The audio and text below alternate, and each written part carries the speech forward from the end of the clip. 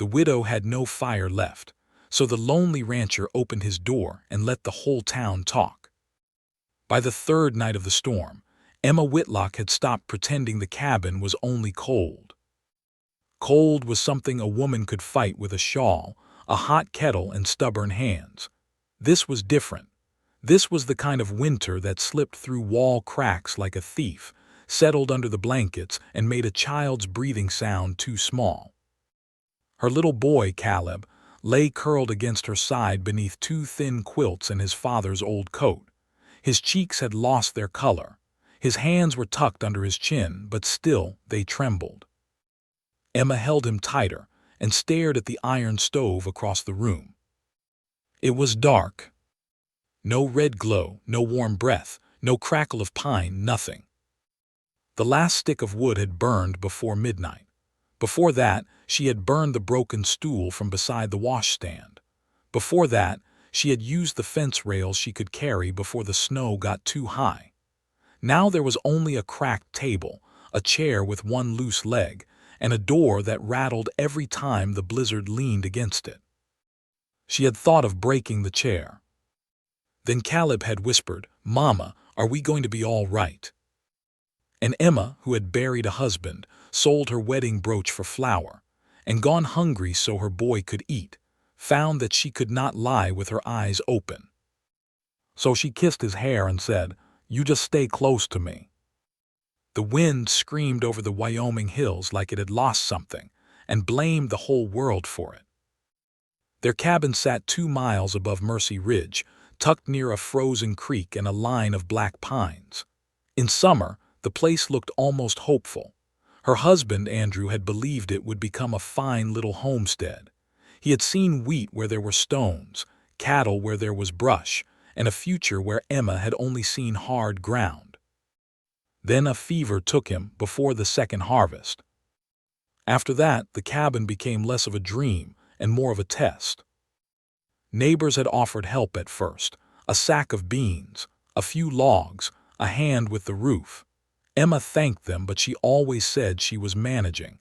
She said it with her chin high and her apron clean, even when her stomach was empty. Pride was a poor blanket, but it was the only thing left that felt truly hers. So when the early blizzard came down from the mountains, no one knew how bad it was. No one knew the flour barrel was scraped clean. No one knew the woodpile had run out. No one knew she had spent the last 2 weeks choosing between heat and food. No one, that is, except maybe Nathan Reed. Nathan's ranch lay across the hollow, not close enough for easy visiting, but close enough that a clear morning gave him sight of Emma's chimney. He was a quiet widower with broad shoulders, a gray horse, and 2 children who had learned too young how silent a house could become. Folks in Mercy Ridge called him decent, though not friendly. He came to church, paid what he owed, helped when asked, and left before gossip could get comfortable beside him. Since his wife Clara died, Nathan had kept mostly to his land. But every morning in winter, before feeding the stock, he looked toward the Whitlock place. At first he told himself it was only habit.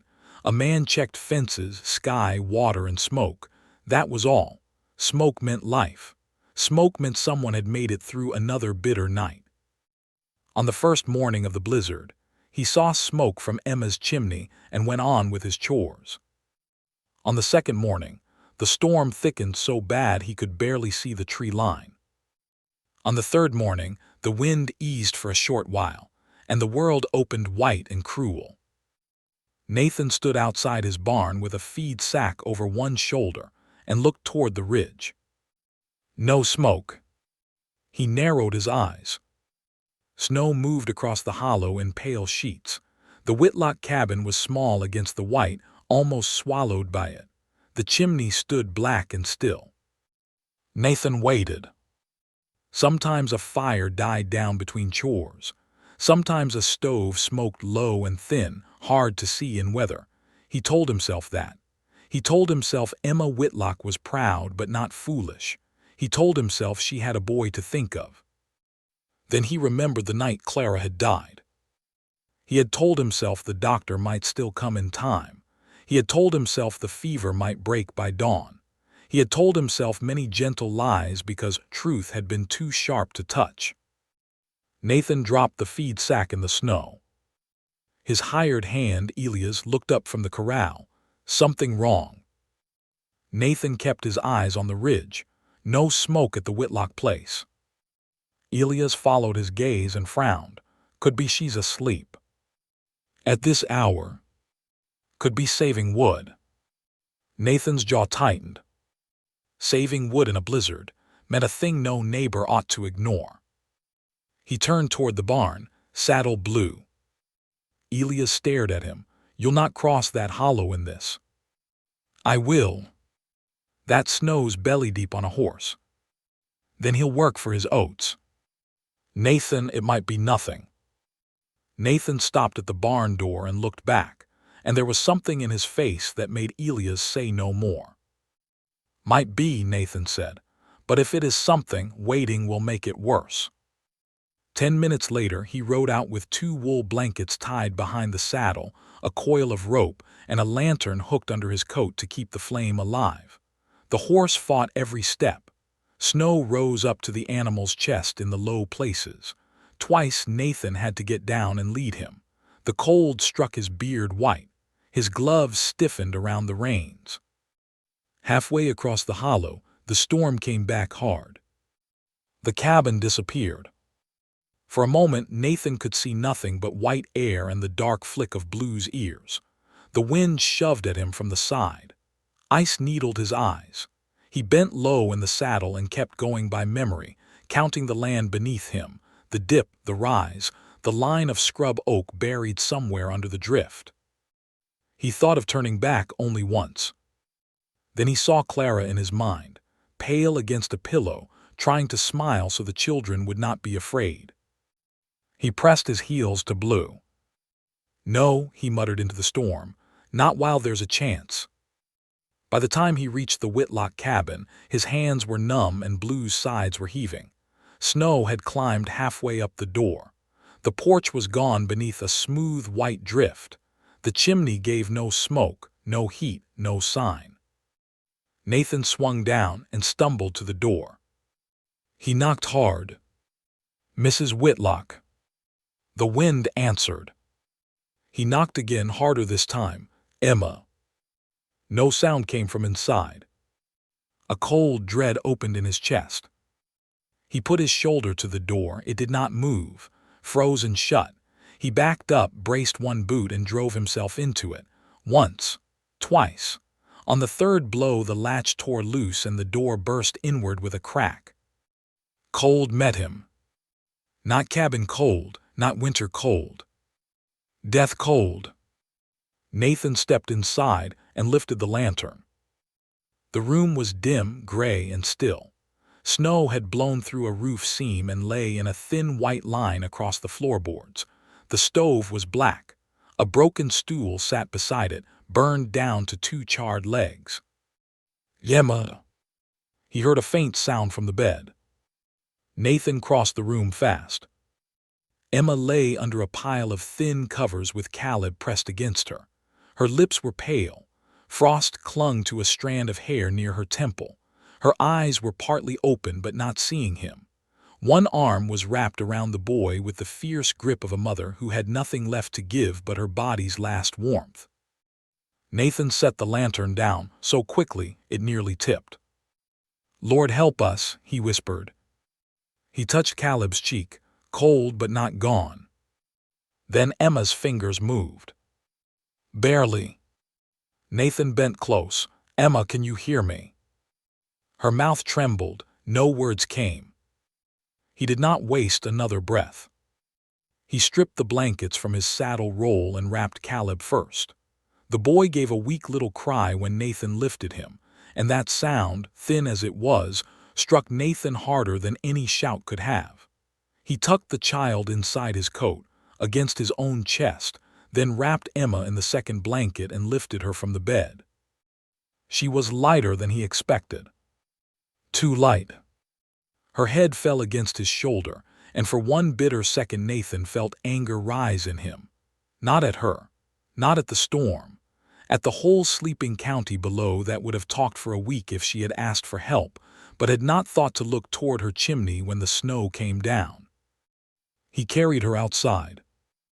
Blue shifted and snorted in the storm, but stood firm while Nathan tied Caleb close before him and settled Emma across the saddle as safely as he could. Then Nathan climbed up behind them, one arm around the woman, one around the child, and turned his horse toward home. The ride back felt longer than the whole winter. Caleb whimpered once. Emma did not speak. Nathan kept his head low and his arms tight around both of them, as if he could hold them in the world by strength alone. By the time the lights of Reed Ranch showed through the snow, Elias was running from the barn, and Nathan's daughter, Lily, stood in the open doorway with her hands over her mouth. Behind her, little Samuel clutched the doorframe, wide-eyed and silent. "Get quilts," Nathan called. "Hot water, move." No one asked questions. Inside, the fire was high and roaring. Nathan carried Emma straight to the settle near the hearth and laid Caleb beside her. Lily, only 11 but already marked by the loss of one mother, knelt and tucked blankets around the boy with shaking care.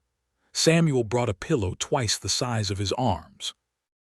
Elias rode for the doctor as soon as the worst of the wind broke. All that day, Nathan kept the fire fed. He did not sit. He did not remove his coat. He watched Emma's face for color and Caleb's chest for breath. When the doctor finally arrived near dusk, covered in snow and bad temper, he examined them both and said what Nathan already knew. "Another few hours," the doctor muttered, closing his bag, "and I would have been coming for a burial, not a visit." Lily began to cry quietly at the table. Nathan looked into the fire. Emma woke sometime after midnight. At first she did not know where she was. The ceiling was too high. The blankets were too warm. The air smelled of cedar smoke, coffee, and bread. For one frightened moment she reached for Caleb. Her hand found him sleeping beside her, warm and breathing. A sob broke out of her before she could stop it. Nathan, seated by the hearth with a cup of coffee gone cold in his hand, turned his head. "You're safe," he said softly. "So is your boy." Emma stared at him through tears. She remembered the empty stove, the cold bed, the sound of the door breaking, his arms lifting her like she weighed nothing. Shame came next, hot and painful. "I didn't mean for anyone to see," she whispered. Nathan's face did not change much, but his eyes softened. "That was the trouble," he said. "Nobody saw soon enough." She looked away, tears sliding into her hair. "I can go back when the road clears." "No." The word was quiet, but it landed like a door closing against the storm. Emma turned to him. Nathan set his cup down. "Your cabin has no wood, a broken roof, and snow packed to the sill. You and the boy will stay here until it is safe." Her pride rose by habit, weak but still alive. "Mr. Reed, I won't have people saying." "People say plenty when their own fires are warm." The room went still. Nathan leaned forward, his hands rough and scarred in the firelight. "I've got room by this fire," he said. "I've got wood enough to burn, and I don't care who talks." Emma had no answer. Outside, the storm pressed against the windows. Inside, Caleb slept under a warm quilt. Lily watched from the stairs with wet eyes, and Nathan Reed rose to put another log on the fire. For the first time in many months, Emma Whitlock felt heat reach her bones. But down in Mercy Ridge, where curtains moved and tongues were already sharpening, the storm outside was not the only thing gathering strength. By morning, the blizzard had weakened, but the trouble it left behind was just beginning. Snow lay high against the windows of Reed Ranch, turning the house into a warm island in a white world. The fire snapped in the hearth. Coffee steamed on the stove. Somewhere in the barn, Blue stamped his hooves, tired from the ride but alive and well-fed. Emma Whitlock sat wrapped in a thick wool shawl at the kitchen table, her hands around a cup she had not yet tasted. She had been awake for nearly an hour, but she still felt caught between two worlds. One was the frozen cabin on Mercy Ridge, where she had lain with Caleb in her arms, listening to the stove die. The other was this house, where the floors were swept, the shelves held food, and a man who owed her nothing had crossed a blizzard because he noticed her chimney had gone cold. Caleb sat near the hearth with Nathan's youngest boy, Samuel. The two of them had a wooden horse between them, and Caleb was touching it with the careful wonder of a child who had almost lost the chance to play again. Nathan's daughter, Lily, knelt nearby, pretending not to watch him too closely. Emma could not look at them long without tears rising. Nathan stood at the stove, cutting bacon into a skillet. He moved quietly for a big man. His sleeves were rolled, his dark hair still damp from melted snow, and there was a tiredness in his shoulders that told Emma he had not slept much. "You ought to sit," she said before she could stop herself. Nathan glanced back. "So ought you." "I am sitting." "You're sitting like you expect somebody to ask rent for the chair." Emma looked down at her cup. He did not say it cruelly. That was the worst of it. Kindness made her feel more exposed than judgment ever had. If he had scolded her, she might have lifted her chin. If he had acted proud of saving her, she might have found anger. But he simply cooked breakfast as though bringing half-frozen neighbors into his home was the most natural thing in the world. "I don't want to be trouble," she said. Nathan turned the bacon with a fork. Trouble is a roof caving in. Trouble is a calf born in sleet. Trouble is a broken wheel 10 miles from town. He looked toward Caleb by the fire. A hungry child is not trouble, he is a reason. Emma's fingers tightened around the cup. For a moment no one spoke. The only sounds were the skillet, the children, and the wind slipping under the eaves. Then a small voice came from the hearth. "Mama." Caleb was watching her. She forced a smile. "Yes, sweetheart." "Are we staying here today?" Emma's throat worked. Every prideful answer she had carried through the last year stood in line inside her mouth. "No, we will go home. No, we will manage. No, we do not need anything from anyone." But then she saw the color slowly returning to his face. She saw the way he leaned closer to the fire without fear, the way his thin hands had stopped shaking. Before she could answer, Nathan spoke. "You are staying till the snow says otherwise." Caleb looked at him with wide eyes. "Can snow talk?" Samuel laughed. Lily hid a smile behind her hand. Nathan brought the pan off the stove. "It talks plenty, mostly says foolish things like, 'Don't take the north road and keep your horse inside today. Best to listen.'" Caleb thought that over with great seriousness. "Then we should listen."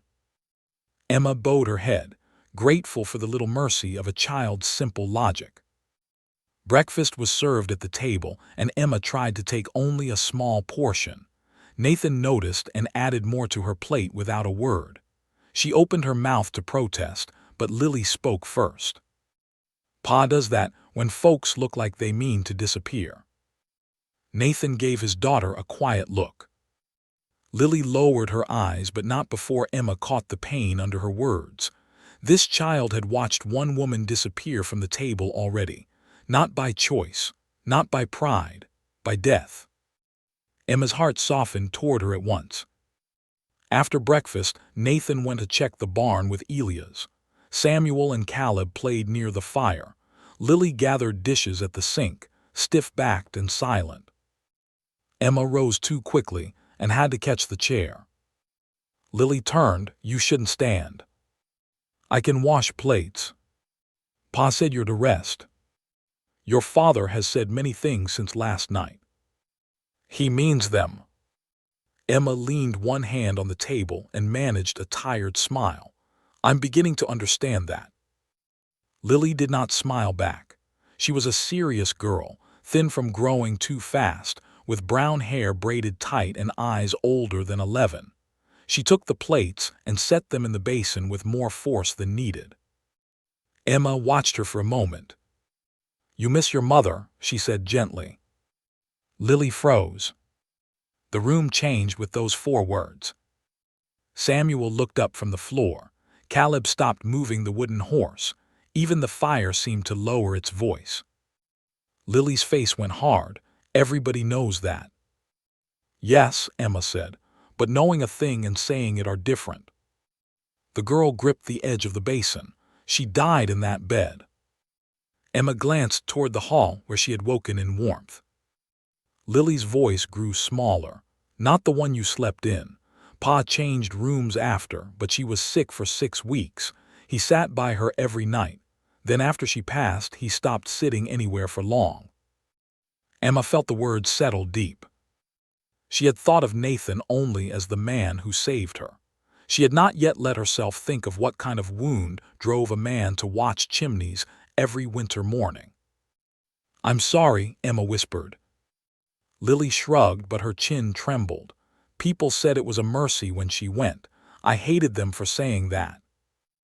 Emma understood that kind of hate. After Andrew died, one neighbor had patted her hand and said, "At least his suffering is over." Emma had wanted to shout that hers had just begun. She moved closer to Lily, careful not to crowd her. "Sometimes folks say neat little things because grief frightens them." Lily looked at her then. Emma continued softly. "They want it folded up small so they can set it on a shelf and not feel it, but grief is not small, and it does not stay where people put it." The girl stared down at the dishwater. Her shoulders shook once.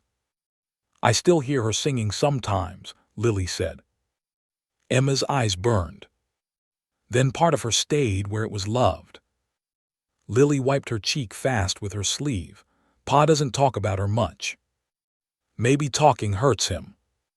"Not talking hurts too." Emma had no answer for that because it was true. By noon, the storm cleared enough for the first visitor to come. She arrived in a sleigh pulled by a spotted mare, wrapped in a black cloak and concern so polished it shone. Mrs. Abigail Pike was the church secretary, the storekeeper's sister, and the keeper of every private matter in Mercy Ridge she could get her hands on. She stepped onto Nathan's porch with a basket of biscuits and eyes sharp enough to cut thread.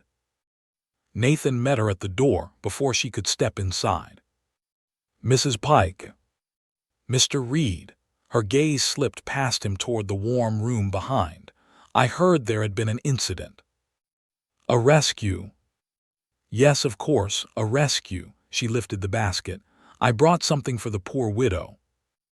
Emma, seated near the hearth with a blanket over her knees, felt every word like a needle. Poor widow. Not Mrs. Whitlock, not Emma. A thing to be inspected. Nathan did not move aside. "That was kind." Mrs. Pike smiled tightly. "May I see her?" "She's resting." "I won't be long." "She's resting." The second time he said it, the porch grew colder than the snow. Mrs. Pike's smile thinned. "Mr. Reed, surely you understand that people will have concerns. A woman staying here with you alone and your children in the house." "My hired hand sleeps in the bunkroom. My children are here. Her boy is here, and she was half frozen yesterday." "People do talk." Nathan's voice stayed calm. "People could have ridden up to her cabin before I had to break the door in." Mrs. Pike drew herself straighter. "That is unkind." "No," Nathan said. "Unkind is finding a woman nearly dead and worrying first how it looks." Emma closed her eyes. She should have felt protected. Instead, shame twisted inside her. She hated that he had to stand there and defend a kindness. She hated that her hunger, her cold, her failure to ask for help had now become something for the town to chew on. Mrs. Pike lowered her voice, but not enough. "There are proper homes in town. She could be moved. It would be better for everyone." Nathan looked back into the house. Emma met his eyes. For one moment, she thought he might ask what she wanted. But Caleb was asleep near the fire with Samuel's wooden horse still in his hand, and the answer was lying right there in the shape of a child breathing warm. Nathan turned back to Mrs. Pike. She will not be moved. You cannot simply keep her here all winter. I can if winter keeps her from going home. Mr. Reed, your reputation. My reputation did not ride through the storm with me. Mrs. Pike's mouth opened, then closed. Nathan stepped onto the porch and pulled the door partly shut behind him, but Emma could still hear every word. I have room by my fire, he said, low and steady. I have wood stacked to the rafters. I have bread on the table. Emma Whitlock and her boy had none of those yesterday, so they will stay here until the thaw or until she has someplace safe to go. Anyone troubled by that may bring wood, flour, and a better answer. Until then, talk is cheaper than mercy. Mrs. Pike stood very still. Then Nathan added, You can tell Mercy Ridge I said it plain. A long silence followed. At last Mrs. Pike set the basket on the porch rail. I see. No, Nathan said, I don't believe you do. He came back inside with the basket and shut the door. Emma looked down at her hands. Her face burned. I'm sorry, she whispered. Nathan placed the basket on the table. For what? For bringing talk to your door. He took off his hat and hung it by the stove. Talk was already coming. You just gave it a subject worth testing. She looked at him, confused. Nathan's eyes moved to the children by the fire. A town can call itself kind for years, he said. Then one cold night proves whether it is true. Emma did not know what to say. Outside, Mrs. Pike's sleigh bells faded down the road toward Mercy Ridge, carrying the first version of the story with her. By nightfall, every warm kitchen in town would have an opinion about the widow at Reed Ranch. But inside that house, Caleb woke with color in his cheeks. Lily set an extra plate without being asked, and Nathan put another log on the fire as though the whole county could stand at his window, and he still would not let it burn low. Emma watched the flames rise. For the first time, she understood that surviving the storm might be easier than surviving the people after it.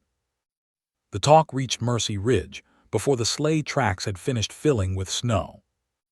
By supper time, Emma Whitlock's name had passed through the general store, the church steps, the blacksmith shed, and 3 kitchens where women leaned close over bread dough and lowered their voices as if lowering them made the words kinder.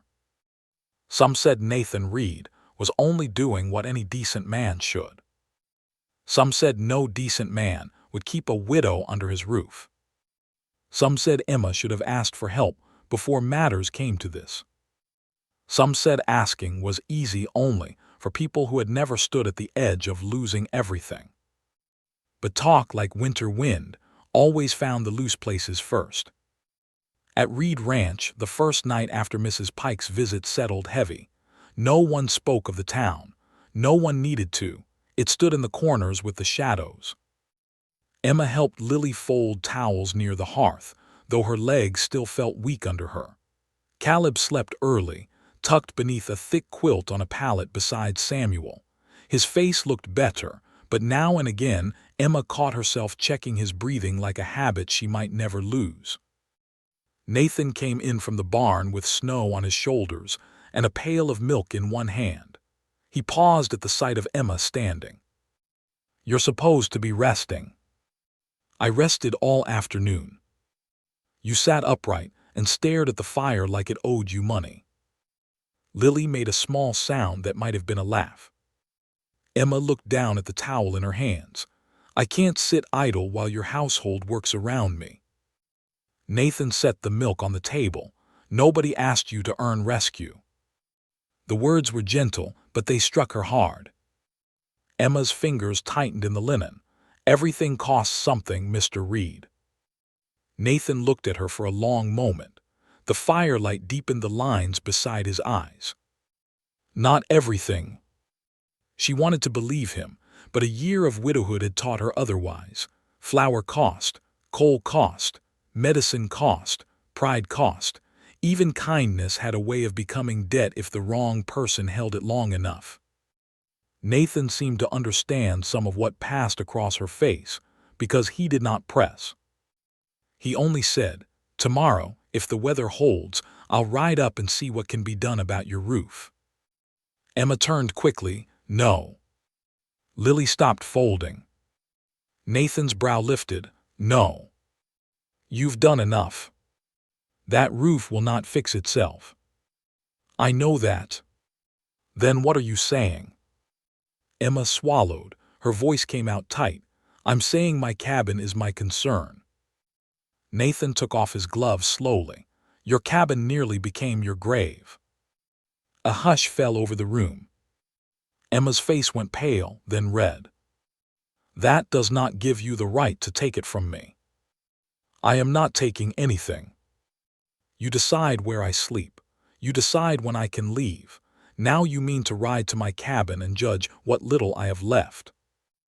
Nathan's jaw tightened, but his voice stayed low. "I meant to keep snow out of it. And I am grateful." Her eyes burned and she hated herself for it. But gratitude is not the same as surrender. The words hung between them. Lily looked from one adult to the other, frightened by the sharpness in the air. Samuel stirred in his sleep. Caleb rolled toward the fire and mumbled something Emma could not hear. Nathan saw the children and took a slow breath. "You're right," he said. Emma blinked. He picked up his hat from the peg. "I should have asked." The anger drained out of her so suddenly it left only shame behind. "Mr. Reed." "I'll ask now." He faced her again. "May I ride up tomorrow and see whether your place can be made safe?" Emma stared at him. It would have been easier if he argued, easier if he acted offended, easier if he used her weakness against her. Instead, he had stepped back and returned the one thing she feared losing most. "Joyce." Her voice softened. "Yes." Nathan gave a small nod. "Thank you." That was all. No lecture, no victory. He hung his hat again and went to wash for supper. Emma turned back to the towels, but her hands trembled. Lily came beside her and took one corner of the cloth. For a while they folded in silence. Then the girl said, "Pa forgets sometimes that saving a person does not make them a calf to be carried around." Emma looked at her in surprise. Lily kept her eyes on the towel. "Mama used to tell him that." A quiet ache passed over her face. Emma smiled sadly. "Your mother sounds like she knew him well." "She did." Lily's voice dropped. "He listened better when she was here." Across the room, Nathan stood at the wash basin, his back to them. Emma could not see his face, but she saw his shoulders still. He had heard. No one said more. The next morning came clear and painfully bright. Sun flashed against the snow until the whole valley seemed carved from glass. The storm had passed, but winter had left its warning everywhere. Fence posts vanished under drifts. Tree limbs bowed heavy. The road to Mercy Ridge was only a pale wound through the white. Nathan saddled Blue, while Elias readied a second horse. Emma stood on the porch wrapped in Nathan's spare coat, watching them. She had not planned to go. Her body was still weak, and Nathan had told her the ride would be hard. Then she saw him tie a bundle of tools behind the saddle, and something stubborn rose in her. "That is my cabin," she said. Nathan looked up. Elias lowered his head to hide a smile. Nathan straightened. "You are not strong enough." "I did not ask if I was strong enough." "No, you are telling me you are going." "Yes." For a moment she thought he might refuse. Then he looked at the house behind her, where Caleb was eating porridge with Samuel and Lily watching over them both. His expression changed. He understood. Whatever waited in that cabin was not just boards and broken roof seams. It was Emma's last piece of a life she had built with Andrew. It was failure, memory, fear, and whatever dignity had survived the cold. Nathan gave a short nod. Then you ride behind Elias. If you sway, we turn back. I won't sway. You already are. She looked down and realized one hand was gripping the porch rail. Elias coughed into his glove. Emma lifted her chin anyway. I'll sit straight once mounted. Nathan almost smiled, almost. They rode out slowly across the white hollow. Emma sat behind Elias, wrapped in wool, her eyes fixed on the ridge. Each yard closer made her chest feel tighter. The world was bright, but inside her, the cabin waited dark. When they reached it, she wished for one foolish second that the storm had buried it completely. The door hung crooked from Nathan's shoulder, breaking it in. Snow had blown across the floor. The bed was a mess of twisted blankets. One chair lay broken near the stove. The cracked pipe had come loose, and above it, a roof seam gaped open where daylight showed through. Emma stepped inside and stopped. The cold was still there.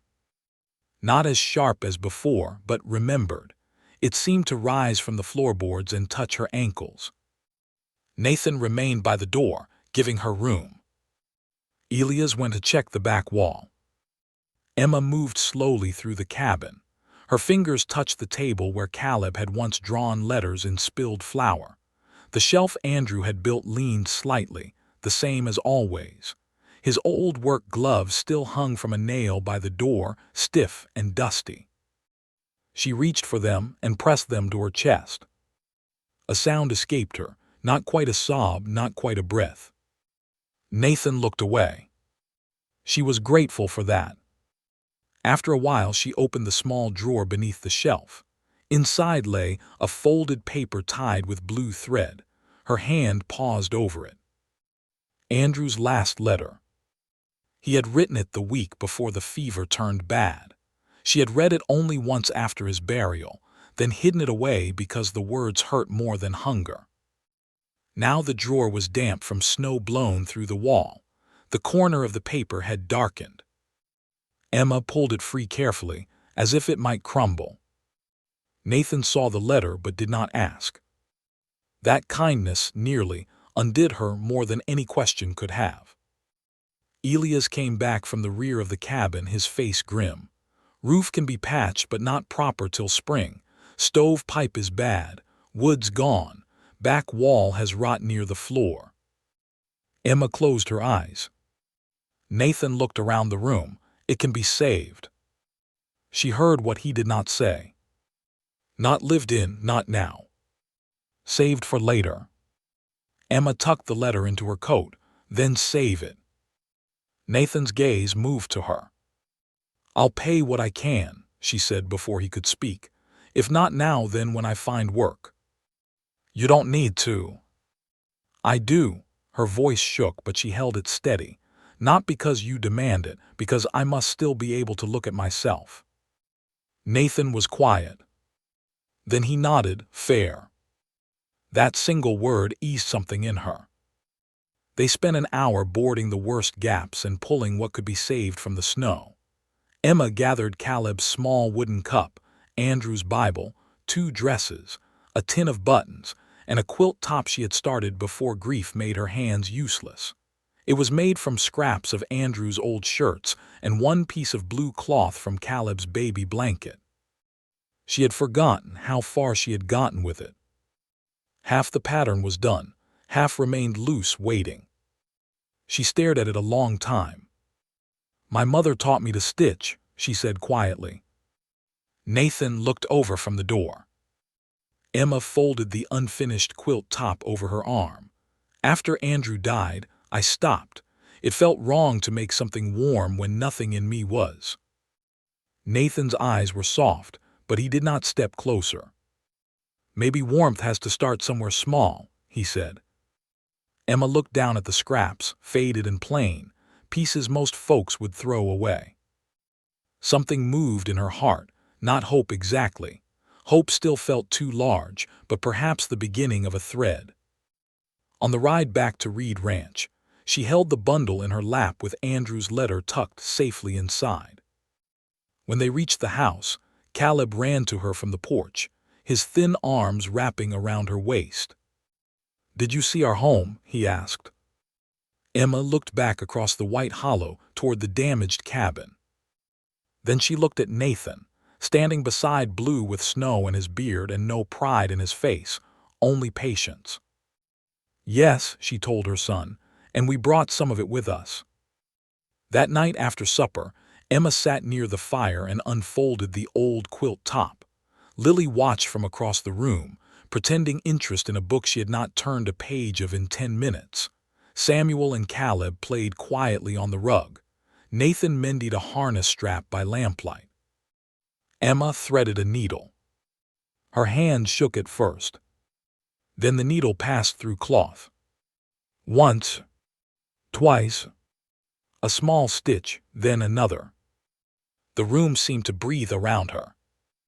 Lily slowly lowered her book. "Can you teach me that?" Emma looked up. The girl's face was guarded, but her eyes were hungry in a way Emma understood. Not for food, for something to do with love that had nowhere to go. "Yes," Emma said, "come here." Lily crossed the room and sat beside her. Emma placed the cloth between them and showed her how to hold the needle, how not to pull too tight, how small stitches could hold better than big ones if a person had patience. Nathan watched them from his chair, the harness strap forgotten in his hands. For the first time since Clara died, his daughter sat close to a woman by the fire and did not look afraid of needing her. If this quiet moment touched your heart, stay with the story, because sometimes the smallest stitch is where a broken family begins to mend. Outside, the county was still talking. Inside, Emma Whitlock bent over old scraps and made the first warm thing her hands had made in a year. None of them knew yet that those scraps would soon bring Mercy Ridge to her door, or that one hidden letter inside her bundle would carry a truth she was not ready to face. The first thing Lily made was not pretty. Her stitches wandered like a lost fence line. Some were too long, some were bunched tight, and one corner of the scrap puckered where she had pulled the thread with more feeling than patience. When she held it up to the firelight, her mouth bent with disappointment. "It looks crooked," she said. Emma studied it with great seriousness. Most honest things do at first. Lily glanced at her. "Is that supposed to comfort me?" "It comforted me when my mother said it." Samuel, sitting on the rug with Caleb, looked over. "Looks like a chicken walked across it." Caleb laughed, then quickly covered his mouth when Lily shot him a look. Nathan sat in his chair near the hearth, mending a bridle with his head lowered. "Samuel, what chickens are honest?" This time Lily laughed too, though she tried to hide it. The sound was small, but it changed the room. Nathan's hand stilled over the leather. Emma saw his eyes lift for just a second, as if he feared looking too directly might make the moment vanish. Lily leaned closer to Emma. "Show me again." So Emma did. She took the girl's hand, guided her fingers, and showed her how to place the needle through the cloth without fighting it. "Don't stab at it. Let it pass through. Cloth has a grain like wood. If you learn how it wants to be handled, it gives way easier." Lily frowned with concentration. Mama used to sew fast. She likely sewed slow once. No, Lily shook her head with the certainty of a child protecting a memory. She always knew. Emma did not correct her. The dead were allowed to be perfect for a while. Sometimes that was the only gift left to give them. Across the room, Nathan rose and went to the stove, though the coffee pot was empty. His back was turned, but Emma saw the way his shoulders tightened at the mention of Clara. The house held its breath around her name. Not because Clara had been unloved, but because she had been loved so much the living had forgotten how to speak without stepping on pain. Emma set Lily's crooked square beside the quilt top she had brought from her cabin. "Then we will learn slow, and maybe someday you will sew fast enough that Samuel will keep his opinions to himself." Samuel grinned. "I doubt it." Caleb whispered, "Me too." The children laughed again. Nathan stood at the stove, a moment longer than needed. Later, when the children were asleep and Elias had gone to the bunk room, Emma remained by the fire with the quilt top across her lap. The house had settled into deep winter quiet. Wind moved along the eaves, but the storm had no teeth inside these walls. A log broke in the hearth, sending up sparks. Nathan sat opposite her, a cup in both hands. "You handled Lily kindly," he said. "She is easy to be kind to." She would not agree. Emma looked at the staircase, where the girl had gone to bed with her first crooked square tucked in her palm. She is carrying grief like a bucket too full. Every step spills some. Nathan's face changed, the way a man's face changes when someone names the thing he has been walking around in the dark.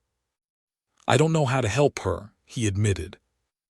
The confession came so quietly Emma nearly missed it. He stared into his cup. Clara knew what each child needed before they asked. Lily had a hard day. Clara made molasses bread. Samuel was scared of thunder. Clara would count between the flash and the sound until he was laughing. "I can mend harness. I can keep cattle alive through ice. I can build a roof straight. But a little girl crying behind a closed door defeats me." Emma's needle paused.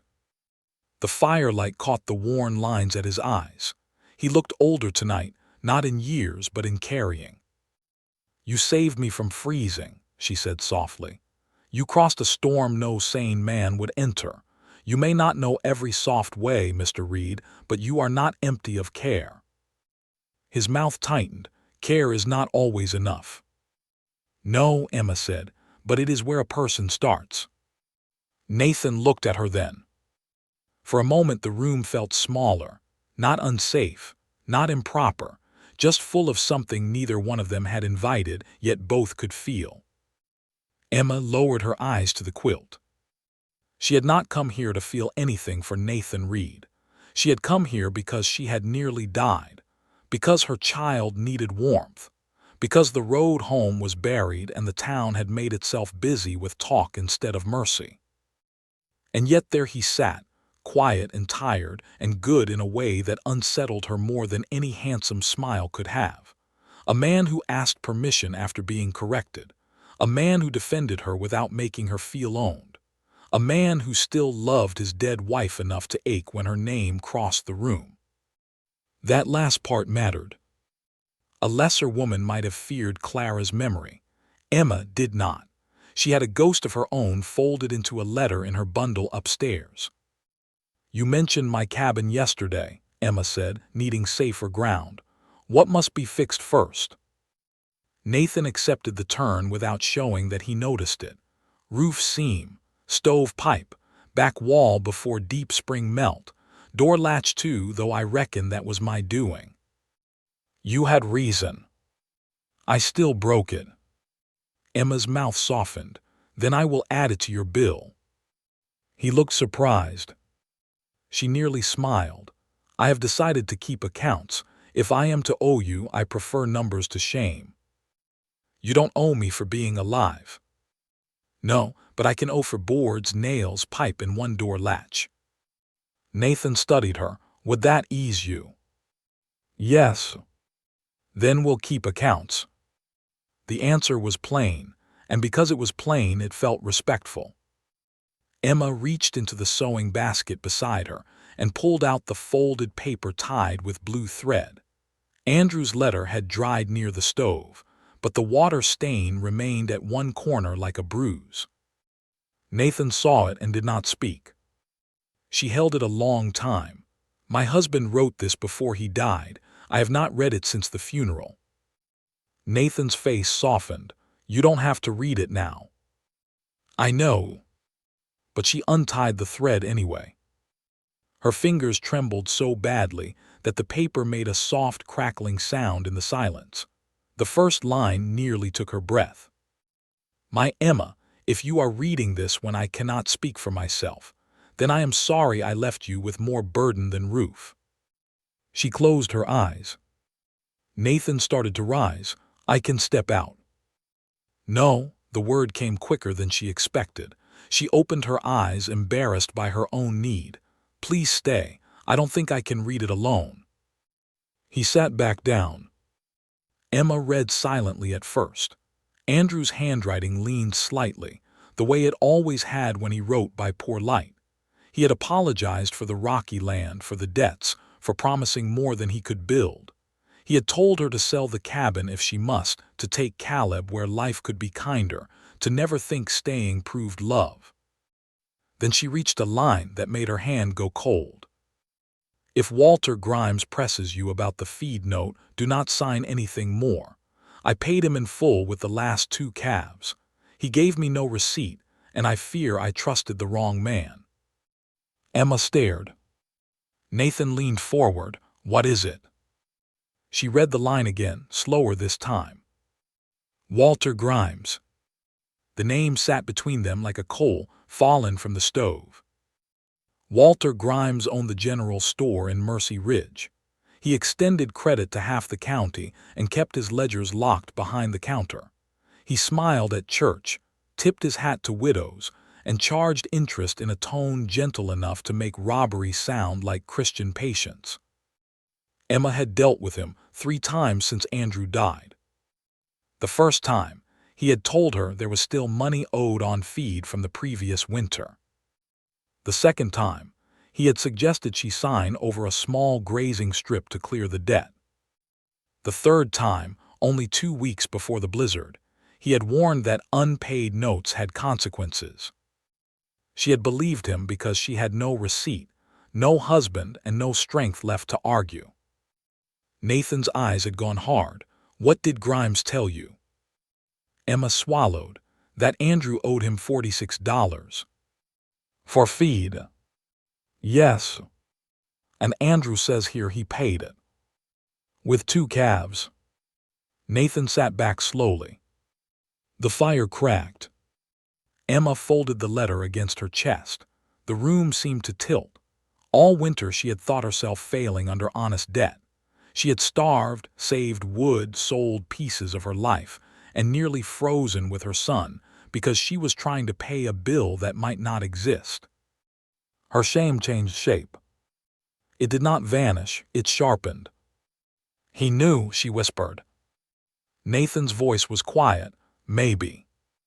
She looked up. His expression told her he did not believe maybe, not truly, but he was careful enough not to build certainty out of anger. "We need proof," he said. Emma laughed once, bitter and small. "Proof belongs to people men listen to." Nathan leaned forward, his elbows on his knees. "Then we find enough that they have no choice." Something in his voice steadied her. Before she could answer, a soft creak came from the stairs. Lily stood halfway down, her night braid over one shoulder, eyes wide. "Mr. Grimes came here last fall," she said. Nathan turned. "Lily, go back to bed." "He came when you were in the north pasture." She gripped the banister. "I remember because Mama's blue trunk was still in the parlor then. He asked Elias if you had heard anything about the Whitlock place being for sale." Emma's breath caught. Nathan rose slowly. "Are you sure?" Lily nodded. "He said land changes hands easier after snow if folks are desperate." The fire snapped loud in the silence. Emma looked at Andrew's letter, then toward the dark window where the whole county lay cold and sleeping. The storm had nearly killed her. But now she began to wonder if winter had only finished what another man had quietly started. And upstairs, tucked inside her bundle of scraps, lay the first thread of a truth Mercy Ridge was not ready to see. By dawn, Emma had read Andrew's letter 3 times. Each time, the same line seemed to darken on the page. "I paid him in full with the last 2 calves." The fire had burned low while the house slept. Nathan had finally gone to the barn before sunup, though Emma knew he had not rested any more than she had. Lily's words from the stairs had followed them both into the night. Land changes hands easier after snow if folks are desperate. Emma sat near the kitchen window with the letter folded in her lap, watching the pale morning settle over Reed Ranch. Beyond the glass, Nathan moved between the barn and the woodpile, his shape half-shadowed in the gray light. Every step he took looked steady, but Emma had begun to understand that steady men could carry storms inside them too. Caleb slept on a pallet near the hearth, one small fist tucked beneath his cheek. Samuel was sprawled beside him like a puppy, 1 foot free of the blanket. Lily had come downstairs early and now stood at the stove, stirring oats with more force than the pot required. No one mentioned Walter Grimes at first. Sometimes a hard truth needed a little silence around it before people could touch it. At breakfast, Nathan finally set his cup down and looked at Emma. "I'll ride to town today." Emma's hand tightened around her spoon. "No." His eyes lifted. She knew how the word sounded, sharp, ungrateful, afraid, but she could not stop it. Nathan waited. Emma took a breath. "If you go alone, it becomes your fight. Then folks will say you are only defending me because I am under your roof." Lily looked up from her bowl. Nathan leaned back slightly. "And if you go?" Emma's stomach turned. The thought of walking into Grimes's store, of standing under the eyes of Mercy Ridge while whispers pressed from every side, made her palms damp. But Andrew's letter lay in her pocket. Caleb sat across the table eating warm oats because one man had looked at a dead chimney and refused to look away. If Emma had learned anything since that broken door, it was this: silence could be mistaken for guilt, and pride could become a grave if a person held it too tightly. "If I go," she said, "then it is my life I am speaking for." Nathan studied her face. "You are still weak." "I can sit in a wagon." "The road is rough." "I have survived rougher roads than the one to Mercy Ridge." His mouth tightened, but she saw no anger in him, only concern. Lily pushed her bowl away. "I want to go too." Nathan turned. "No." "Puh." "No." Lily's face hardened. "I heard Mr. Grimes. I can say what he said." "You are 11. That does not make my ears false." Emma watched Nathan close his eyes for a brief moment. When he opened them, the father in him and the grieving widower in him seemed to be standing on opposite sides of his face. "I will not put you in front of town talk," he said. Lily's voice shook, but she did not lower it. "Town talk already came to our porch. It looked through our windows. It said Mrs. Whitlock should be moved like a sack of flour because folks did not like where she was warm. You say not to hide from what is right. Then don't ask me to hide because I am small." The room went still.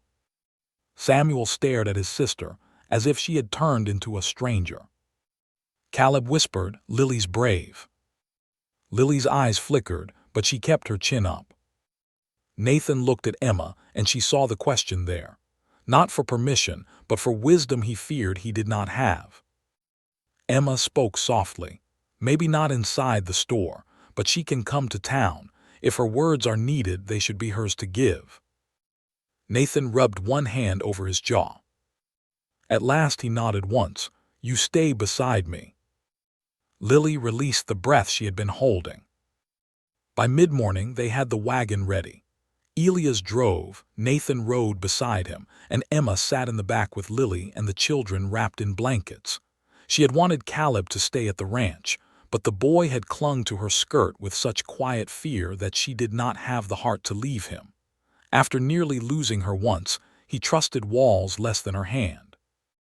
The road to Mercy Ridge had been cut open by sleighs and wagons, leaving deep tracks hardened by ice. Snow shone on rooftops as they entered town. Smoke rose from chimneys. Men paused outside the livery. Women turned from shop windows. By the time the wagon stopped before Grimes Mercantile, half the street seemed to know why they had come, though no one had been told. That was the strange power of gossip. It ran ahead of truth, then acted surprised when truth arrived. Walter Grimes stood behind his counter when Emma entered. He was a soft-looking man with smooth hair, careful hands, and a smile he placed on his face like a folded napkin. Shelves of flour, coffee, nails, ribbons, and lamp oil lined the walls. A potbelly stove warmed the center of the store, and 3 men stood near it pretending not to listen. Mrs. Pike was there too, examining thread she had no intention of buying. Her eyes widened when she saw Emma. "Mrs. Whitlock," Grimes said too warmly, "I heard you had a narrow escape. The Lord is merciful." Emma stepped inside with Nathan just behind her. Lily remained near the door with Caleb and Samuel. Elia stood outside by the wagon. "The Lord was," Emma said. "So was Mr. Reed." The men by the stove shifted. Grimes's smile tightened. "Of course, a charitable act, though some matters of arrangement are best handled with care." Nathan's face did not change, but the room seemed to feel him take in the words. Emma removed Andrew's letter from her pocket. "I came about my husband's feed note." Grimes blinked once, only once. "Feed note?" "The $46 you said Andrew still owed." "Ah," he sighed with practiced sorrow. "Yes, an unfortunate matter. I had hoped not to press you given your hardship." Emma laid the letter on the counter, but kept her fingers on it. "Andrew wrote that he paid you with 2 calves before he died." The store went very quiet. Mrs. Pike stopped touching the thread. Grimes's eyes dropped to the paper, then rose again. His smile faded at the edges. "Your late husband was a good man, Mrs. Whitlock, but a sick man near the end. Fever clouds memory." Emma felt the insult like a slap, but she did not step back. "He wrote this before the fever took him. Dates can be confused." Nathan spoke then. "Can ledgers?" Grimes turned toward him. "Mr. Reed, I hardly see how this concerns you." "She is under my roof because that debt helped leave her without wood," Nathan said.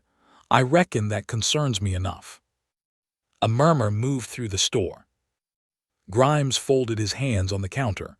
"I keep proper books." "Then show them," Emma said. The words came out clear enough to surprise even her. Grimes looked at her as if a chair had spoken. "Excuse me." "Show the ledger. Show where Andrew owed the money after those calves were taken." His face cooled. "Business records are private." "So is starvation," Emma said, "until someone profits from it." Mrs. Pike drew in a sharp breath. Nathan's eyes shifted to Emma, not with warning but with something like pride. Grimes's cheeks colored. "You should be careful, Mrs. Whitlock. Grief and dependence can make a person reckless with accusations." "Dependence." The word struck exactly where he meant it to. Emma saw heads turn, saw the room remember she was staying at Nathan Reed's house. Shame rose in her throat. Then a small hand slipped into hers. Caleb had moved from Lily's side and was now pressed against her skirt, looking up at Grimes with solemn eyes. "Mama didn't lie," he said. The whole store went still. Emma wanted to kneel and hold him, but she stood straight instead. Lily stepped forward. Her voice was small at first, then steadier. "Mr. Grimes came to Reed Ranch last fall asking about the Whitlock place. He said land changes hands easier after snow if folks are desperate." Grimes's expression changed. "Not much, but enough." One of the men by the stove turned his head fully now. It was Tom Hasker, the blacksmith, a wide man with soot dark in the lines of his hands. "Did you say that, Walter?" Grimes laughed softly. "Children misunderstand grown talk." Lily's face flushed. Nathan's voice dropped. "Careful." One word. No threat, no raised tone, but Grimes heard the warning beneath it. Before he could answer, the store door opened, bringing in a breath of cold and the smell of horse sweat. An older woman stepped inside carrying a basket covered with cloth. She wore a faded brown coat and a bonnet dusted with snow. It was Mrs. Ada Bell, the doctor's wife. She looked from Emma to Nathan, then to Grimes. "Well," she said, "I wondered when this would happen." Grimes stiffened. "Mrs. Bell." Ada Bell set her basket on the counter with a firm little thump. "Walter, 3 months ago my husband treated your hand after a calf tore the skin near your thumb. You told him the animal was wild as sin and came from Whitlock stock." Emma's breath caught. Nathan slowly turned toward Grimes. Ada continued, "I remember because you complained Andrew Whitlock always kept stubborn calves. I also remember my husband asking why you had them, and you said payment was payment, even from a dying man." The air in the store seemed to draw tight. Grimes said nothing. Mrs. Pike's face had gone pale. Tom Hasker stepped away from the stove. Walter opened the ledger. Grimes looked around the room and found no friendly eyes waiting. His hand moved beneath the counter, then stopped. Emma saw fear there now, real fear not of her but of being seen. "I will not be bullied in my own establishment," he said. "No one is bullying you," Ada Bell replied. "We are asking you to prove a widow wrong. That ought to be easy if she is wrong." A silence followed. At last, Grimes reached under the counter and brought out a thick brown ledger. He opened it slowly, turning pages with fingers that no longer looked quite steady. Emma's heart beat so hard she heard it in her ears. He found Andrew's name. There, written in dark ink, was the feed note. $46. Below it was a line scratched hard enough to tear the paper. "Paid livestock October 9. Then beneath that, in fresher ink, another line had been added. "Balance unpaid." Tom Hasker leaned over the counter, his face darkened. "That ink isn't the same." Ada Bell looked at Emma. "No, it is not." Grimes closed the ledger fast. "A clerical error." Nathan's hand settled on the counter. "That error nearly froze a woman and a child." Grimes looked toward the door as if escape might be waiting outside. Emma felt the room tilt again, but this time she did not fall inside herself. Her fear was still there, but something stronger stood beside it now. Not anger, not yet, truth. She took Andrew's letter back and folded it carefully. "I sold my wedding brooch because of that error," she said. "I burned furniture because of that error. My son lay blue in my arms because of that error." No one spoke. Emma's voice trembled, but it did not break. "I want my land papers returned. I want the note marked paid. And I want every person in this town who heard I was careless to hear why I was cold." Grimes opened his mouth. Then the church bell rang once outside. Everyone turned. Through the store window, they saw Reverend Cole crossing the street toward the Mercantile, his black coat moving hard in the wind. Beside him walked Deacon Silas Crow, tall, narrow, and severe, with Mrs. Pike's husband hurrying behind them. Mrs. Pike whispered, "Oh no." Nathan's eyes narrowed. "What is this?" Grimes's face changed again. The fear eased. A small, cold confidence returned. The door opened, and Deacon Crow stepped inside, his gaze moving from Emma to Nathan with open disapproval. "I was told," he said, "that there is a public disturbance here involving the widow from Reed Ranch." Widow from Reed Ranch. Not Emma Whitlock. Not a wronged woman. A stain to be cleaned. Nathan took one step forward, but Emma touched his sleeve. This time, she would not let him stand in front of her. She faced the deacon with Andrew's letter in her hand and Caleb at her side. "There is a disturbance," she said quietly, "but it did not begin with me." And as the whole store waited, Emma understood that proving the debt false would not be enough. Some men did not fear truth unless it was spoken where everyone could hear it. Deacon Silas Crow brought the cold in with him. Not the honest cold of winter, the kind that bit a man's fingers and made him hurry home grateful for a stove. This was a different kind. It came in polished boots, a black coat, and a mouth set tight with judgment before it had heard a single truth. The mercantile seemed to shrink around him. Walter Grimes stood behind the counter with one hand still resting on the ledger. Emma noticed how quickly he moved the book closer to his side, as if paper could hide guilt if guarded hard enough. Reverend Cole came in behind the deacon, snow on his shoulders and worry in his eyes. He was a round-faced man with a tired kindness about him, but he often let louder men speak first. Behind him, Mr. Pike stepped in, breathing hard from the walk, while Mrs. Pike stood near the thread shelf looking as if she wished she had stayed home. Deacon Crow looked at Nathan, then at Emma. "I hear accusations are being made against a respected businessman," he said. Tom Hasker, the blacksmith, folded his arms. "You heard quick." Crow did not look at him. "Mercy Ridge is a town of order. We do not settle matters by shouting in stores." "No one was shouting," Ada Bell said. The deacon's eyes moved to her. "Mrs. Bell, I am sure your heart is in the right place, but women's sympathy has a way of running ahead of facts." Ada Bell's mouth tightened. Emma felt Nathan shift beside her. She knew that small movement now. It meant his anger had found its feet. But he said nothing. He had promised her choice. So Emma stepped closer to the counter with Caleb holding her skirt. Her knees still felt weak, and the room had too many eyes in it, but Andrew's letter was firm in her hand. "The facts are here," she said. Deacon Crow turned to her slowly, as though remembering she could speak. "Mrs. Whitlock, no one denies you have suffered, but hardship does not give a person leave to damage another's name." Emma looked at Walter Grimes. "And false debt does not give a person leave to take a widow's land." The store went still again. Grimes lifted his chin. "That is a cruel thing to say after I extended patience when others would have pressed harder."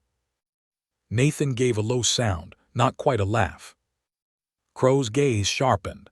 "Mr. Reed, I suggest you control yourself." Nathan took one calm step forward. "I have been controlling myself since I opened that cabin door." The words landed like a board dropped flat. Reverend Cole looked from Nathan to Emma. "What exactly has happened here?" Before Emma could answer, Deacon Crow raised a hand. "Reverend, this is not the place." "It appears to be the place where the trouble is," the Reverend said, surprising everyone, perhaps himself most of all. "So I would like to hear it." Emma's fingers trembled. She unfolded Andrew's letter and read the line aloud. "If Walter Grimes presses you about the feed note, do not sign anything more. I paid him in full with the last 2 calves. He gave me no receipt, and I fear I trusted the wrong man." Her voice shook at the end, but she did not lower the paper. Reverend Cole's face changed. Grimes quickly said, "A sick man's confusion." Ada Bell stepped forward. "Andrew wrote that before the fever took him, and my husband treated Mr. Grimes after one of those Whitlock calves tore his hand. Walter said plainly that payment was payment, even from a dying man." Tom Hasker pointed at the ledger, "And the book shows paid livestock, then a fresh line calling it unpaid. Different ink, different hand pressure." Grimes slammed the ledger shut. "You are all making more of an accounting mistake than any Christian ought." Emma felt heat rise behind her eyes. "An accounting mistake does not come to my cabin twice, asking me to sign land papers." The deacon looked at her sharply. "What land papers?" Emma reached into her coat and pulled out another folded document. She had found it that morning inside Andrew's Bible, tucked behind the back cover where she once kept pressed flowers. She had not shown Nathan yet because the sight of it had made her sick. She laid it on the counter. Nathan's gaze dropped to it. "What is that?" he asked quietly. "A grazing strip," Emma said, "along the lower creek. Mr. Grimes said if I signed it over, he would count it against Andrew's debt. Tom Hasker whistled under his breath. Nathan picked up the paper, read it once, and his face went hard in a way Emma had not seen before. This is not a grazing strip. Emma stared at him. He looked at Grimes. This gives claim to the creek road, the south pasture, and the timber line behind her cabin. The room stirred. Emma felt the floor tilt under her. No. Nathan handed the paper to Reverend Cole. Read it. The Reverend took it, adjusted his spectacles, and grew pale as his eyes moved over the page. Deacon Crow held out his hand. Let me see. Reverend Cole did not give it to him at once. That small pause told Emma more than words. At last he passed it over. Crow read silently. For the first time since entering the store, his confidence flickered. Grimes smiled thinly. Mrs. Whitlock was fully informed. Emma turned toward him. You told me it was one grazing strip. You were distressed. Perhaps you misunderstood. I can read. Then you should have read. The cruelty was soft. That made it worse. Caleb pressed closer to Emma's side. Lily, standing near the door, looked ready to cry from anger. Samuel held her hand without seeming to know he had done it. Nathan's voice came low. You stood before a hungry widow, told her she owed a false debt, and put this in front of her. Grimes lifted one shoulder. I offered a lawful settlement. Tom Hasker stepped forward. Lawful and right ain't always twins. Deacon Crow folded the paper. This is serious, Walter. Grimes's eyes moved to him, and something passed between them too quick for most to catch. But Emma saw it. So did Nathan. It was not friendship. It was fear shared by men holding the same rope. Reverend Cole noticed too, and his brow tightened. Selah's. The deacon straightened. The document may be poorly worded, but this does not change the larger concern. Nathan stared at him. The larger concern. Yes. Crow looked around the store, finding his voice again because judgment was safer ground for him than justice. A widow and her child are staying in an unmarried man's house. Whatever Mr. Grimes's business dealings, the moral condition of this arrangement remains a stain on the town. Emma felt every head turn. There it was. When truth cornered them, they reached for shame. Nathan moved, but Emma put a hand against his arm. She could feel the strength in him, held back by choice. The whole room could feel it. She stepped forward instead. Deacon Crow, she said, my child was found half frozen in my bed. Would you have preferred I died there?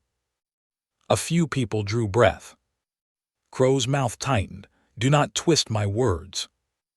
I am trying to understand them. The question is not whether you should have been helped. The question is whether proper steps were taken afterward. What proper steps? You could have been moved to a respectable home in town. Emma looked around the store. Whose? No one answered. Mrs. Pike looked down at the thread in her hand. Emma's voice stayed quiet, but something in it made people listen. Who had room ready? Who came with wood? Who brought a team through the snow? Who asked whether Caleb had eaten? I will not pretend help existed just because it sounds prettier than the truth. Reverend Cole lowered his eyes.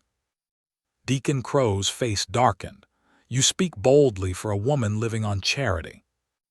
Emma flinched. Nathan stepped forward now. Enough.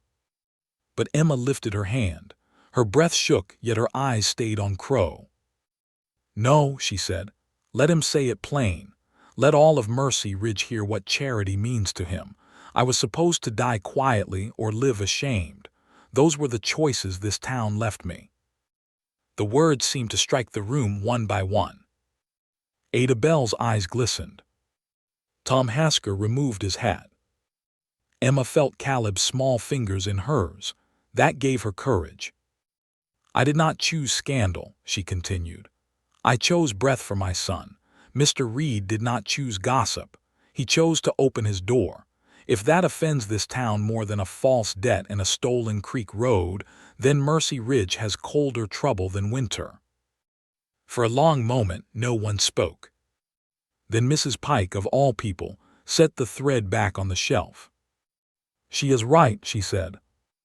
Her husband looked startled. "Abigail." She looked at him, her cheeks flushed. "No, Henry, I carried talk from that porch. I dressed it as concern, but it was talk all the same. I did not bring wood. I did not bring food. I brought my opinion. Shame on me." Emma stared at her. Mrs. Pike turned to Emma, and for the first time there was no polished concern in her face, only regret. "I am sorry, Mrs. Whitlock." The apology did not fix everything. It did not warm the cabin that had nearly killed them. It did not return the brooch Emma had sold, but it entered the room like a candle lit in a dark corner. Deacon Crow looked as if he had been slapped. "This is sentiment," he said, "dangerous sentiment." "No," Reverend Cole said quietly. Everyone turned. The Reverend held Andrew's letter in one hand and the land paper in the other. His face had gone from worried to deeply troubled. "No, Silas, this is sin being uncovered and not where you first pointed." Crow's jaw worked. "Be careful, Reverend." Nathan's eyes narrowed. Reverend Cole looked at him. "Careful of what?" The room tightened. Crow said nothing, but Walter Grimes did. "This has gone far enough," he snapped. "I will not stand here while my name is dragged by a desperate woman, a grieving rancher, and a girl repeating stable gossip." Lily stepped forward. "I know what I heard." Grimes pointed at her. "You know what your father wants you to hear." Nathan's voice came sharp as a whip crack. "Do not point at my daughter." Grimes lowered his hand, but his eyes were mean now. Emma could see the mask slipping. Reverend Cole closed the papers. "This matter will be brought before the town council tonight." Deacon Crow turned to him. "Without preparation. With daylight still enough for people to attend." Grimes protested. "This is unnecessary." "It is necessary," the Reverend said, "because a widow was nearly made landless under a false debt, and because a whole town may have judged the one man who saved her more harshly than the man who harmed her." That sentence changed the air. Nathan looked at Emma. Emma looked at Caleb. The boy's face was solemn but warm, alive. That was still the center of everything. The mercantile door opened again, and 2 more townsmen came in, drawn by the crowd. Word would spread now, not as gossip but as a summons. Deacon Crow leaned close to Walter Grimes and spoke low. Emma could not hear the words, but she saw Grimes go pale. Nathan saw it too. When Crow stepped back, his face was fixed and hard. "Tonight, then," the deacon said, "let all matters be heard, including the matter of Mr. Reed's household." Emma understood the threat. If they could not bury the debt, they would bury her name. Nathan turned toward the door. "Fine." Crow looked at him. "Fine." Nathan opened the door and let in the cold daylight. Then he looked back at the room, at Grimes, at Crow, at every person who had listened from the safety of warm walls. "Tonight everyone can talk," he said, "but this time they will do it where Emma can answer." He stepped outside. Emma followed with Caleb's hand in hers, Lily and Samuel close behind. As they crossed to the wagon, people watched from windows and doorways. Mercy Ridge was waking to a truth it had tried not to see. In the wagon, Emma sat very still with Andrew's letter held against her heart. Nathan climbed up front and took the reins from Elia's. For a moment he looked back at her. "You don't have to face them tonight," he said softly. Emma looked toward the mercantile window, where Walter Grimes stood beside Deacon Crow like 2 dark posts against the light. "Yes," she said, "I do." Then she looked down at Caleb, who leaned against her side, trusting her to be brave because he had no one else to be brave for him. "If I stay silent now," she whispered, "they will keep calling survival a shame." The wagon rolled away from the store. Behind them, the church bell rang again, clearer this time, and across Mercy Ridge doors began to open. By nightfall, the whole town would gather. And Emma knew, deep in her bones, that the hardest storm she had ever faced would not come from the sky. The hours before the town meeting passed slower than winter thaw. Back at Reed Ranch, no one settled. The children felt the unease the way animals feel thunder before it arrives. Samuel dropped his carved horse twice. Caleb kept near Emma, one hand always touching her skirt or sleeve. Lily moved from window to window, watching the road to town as if Deacon Crow might come riding up before nightfall to drag the truth away. Emma sat at the kitchen table with Andrew's letter, the false land paper, and a blank sheet in front of her. The fire warmed the room, but her hands were cold. Nathan stood near the stove with his hat in his hands, turning it once, then stilling it, then turning it again. "You do not need a speech," he said quietly. "Just say what happened."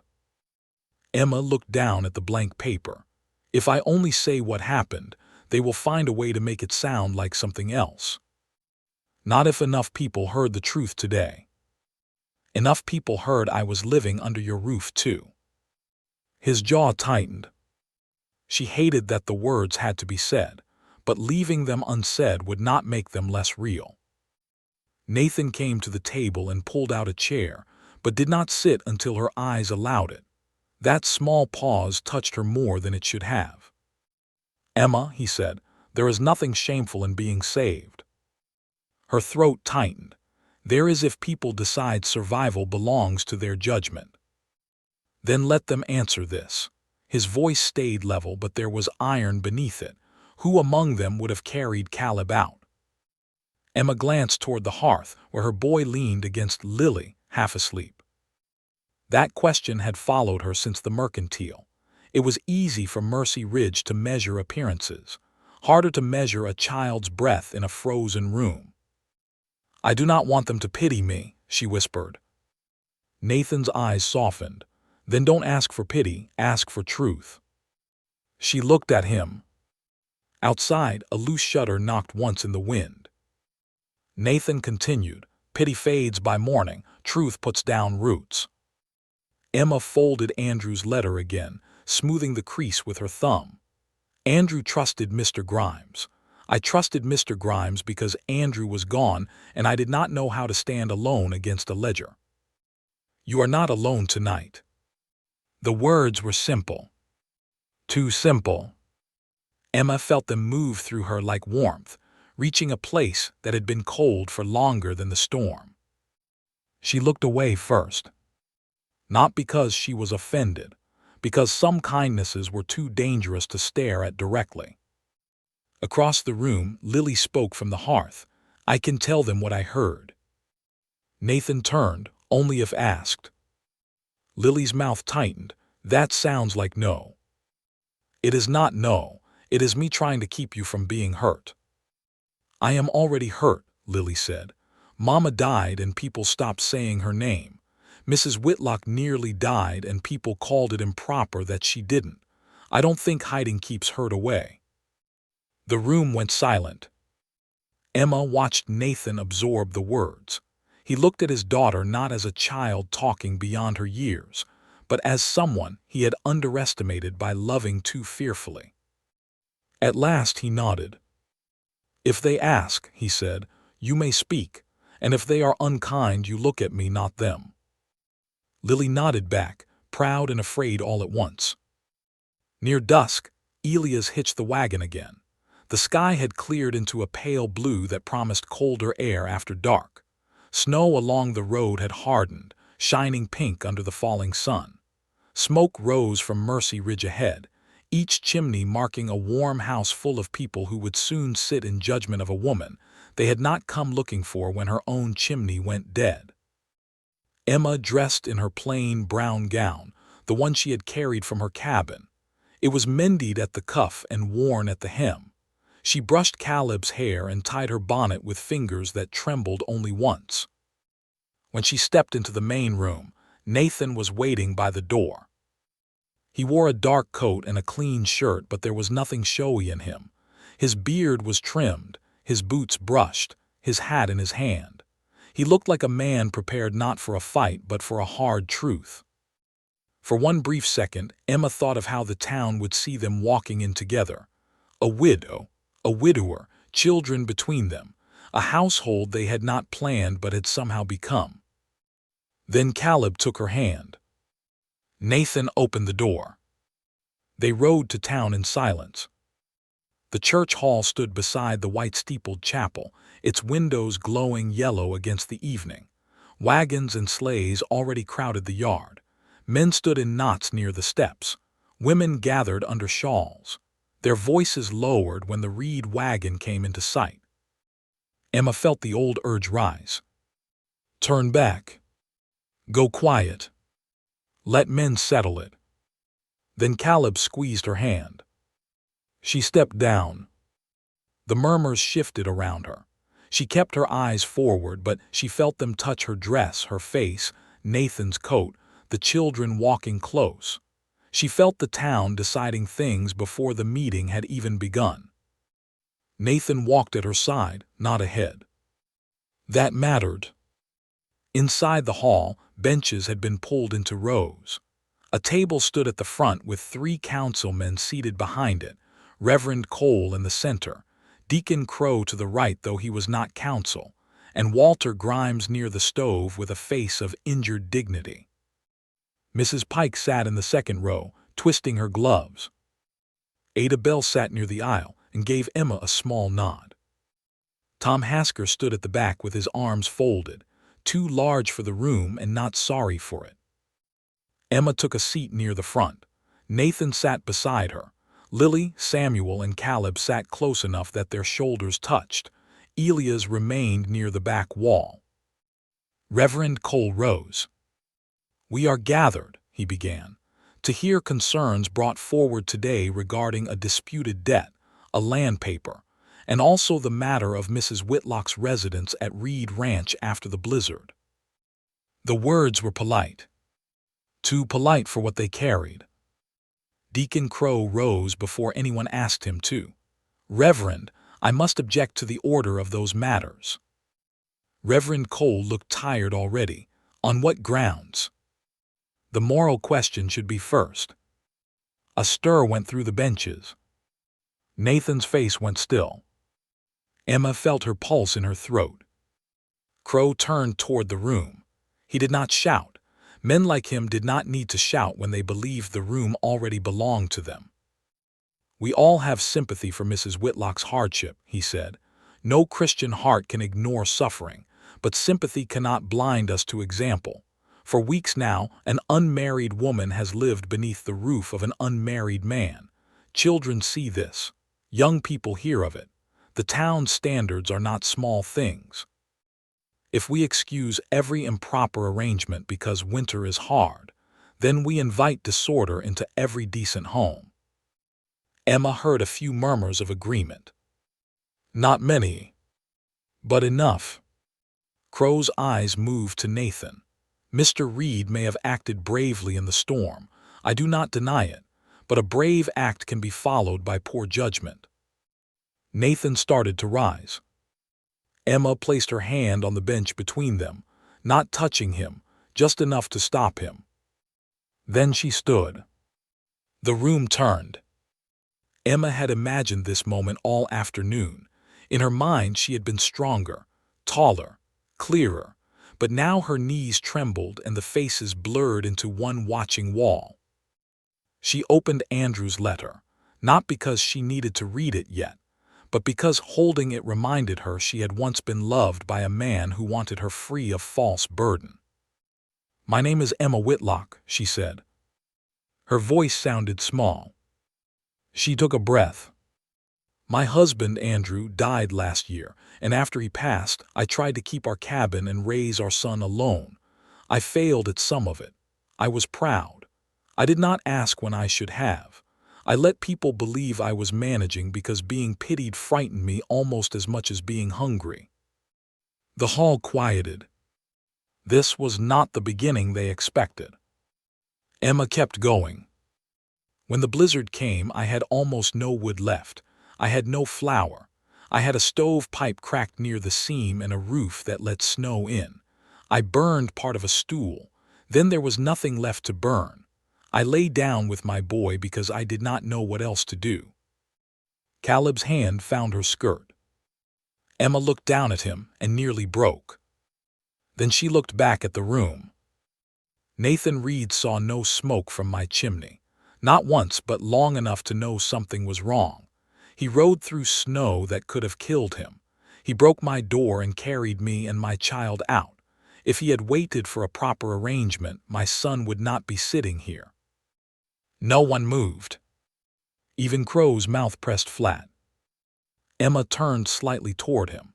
You ask whether Mr. Reed showed poor judgment after saving me. I ask what judgment this town showed before he had to. A murmur passed through the hall, but this one sounded different. She lifted the letter. My husband wrote before he died that he had paid Walter Grimes in full for a feed note. Mr. Grimes told me that debt remained. Because of it, I sold what little I had. Because of it, I nearly signed away land I did not understand was being taken from me.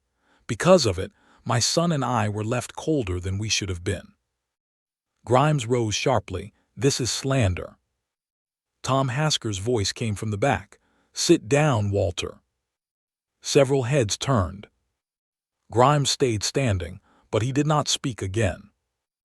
Emma unfolded the land paper. This was called a grazing strip. Mr. Reed read it and showed it takes far more. Reverend Cole held out a hand. May I? Emma gave him the paper.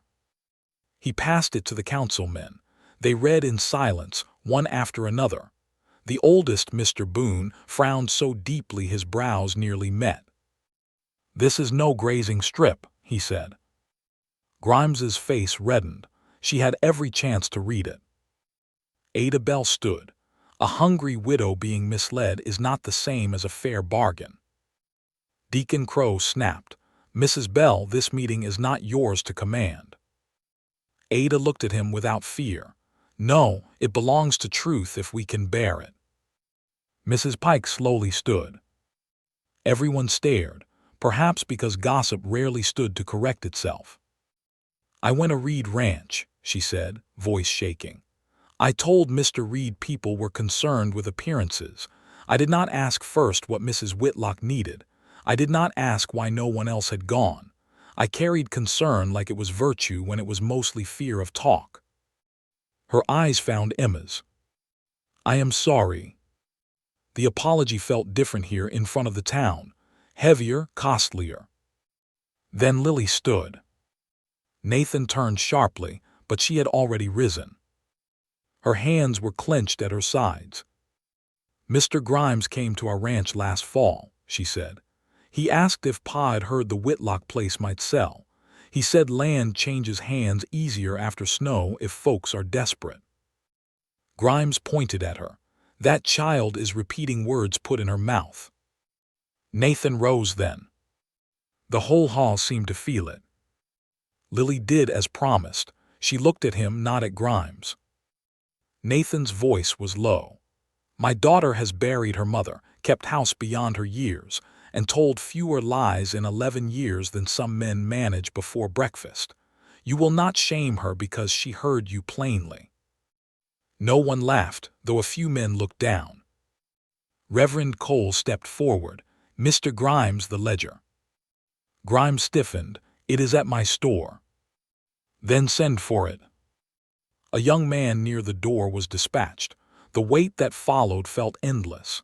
Emma sat, then stood again because sitting made her feel trapped.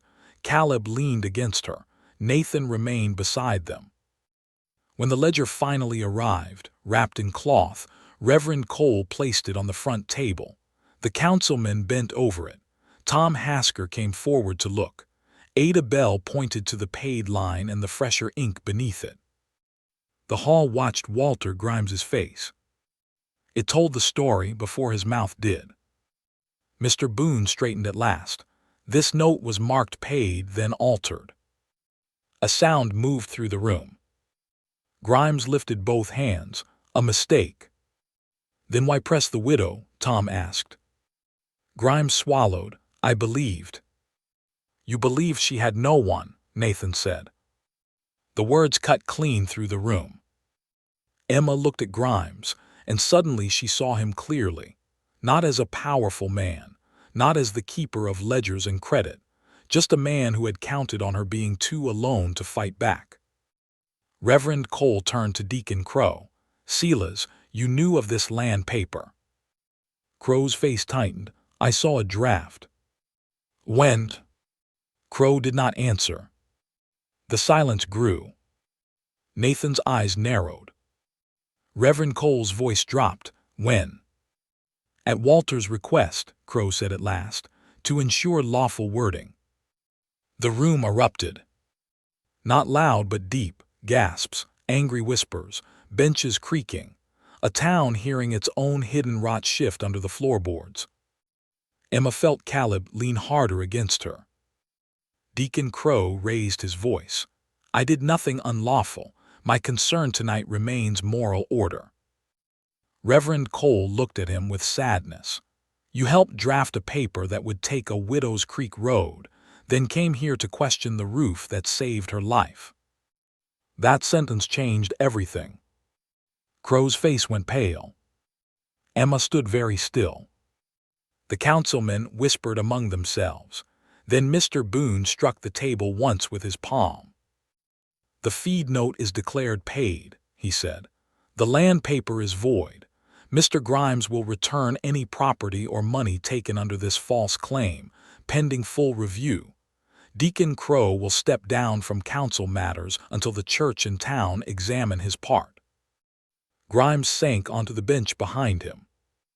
Crow remained standing, stiff as a fence post in frozen ground. But Emma did not feel victory yet. Victory was too large, too public, too strange. She only felt her son breathing beside her and the weight of Andrew's letter in her hand. Then Mr. Boone looked at Nathan and Emma.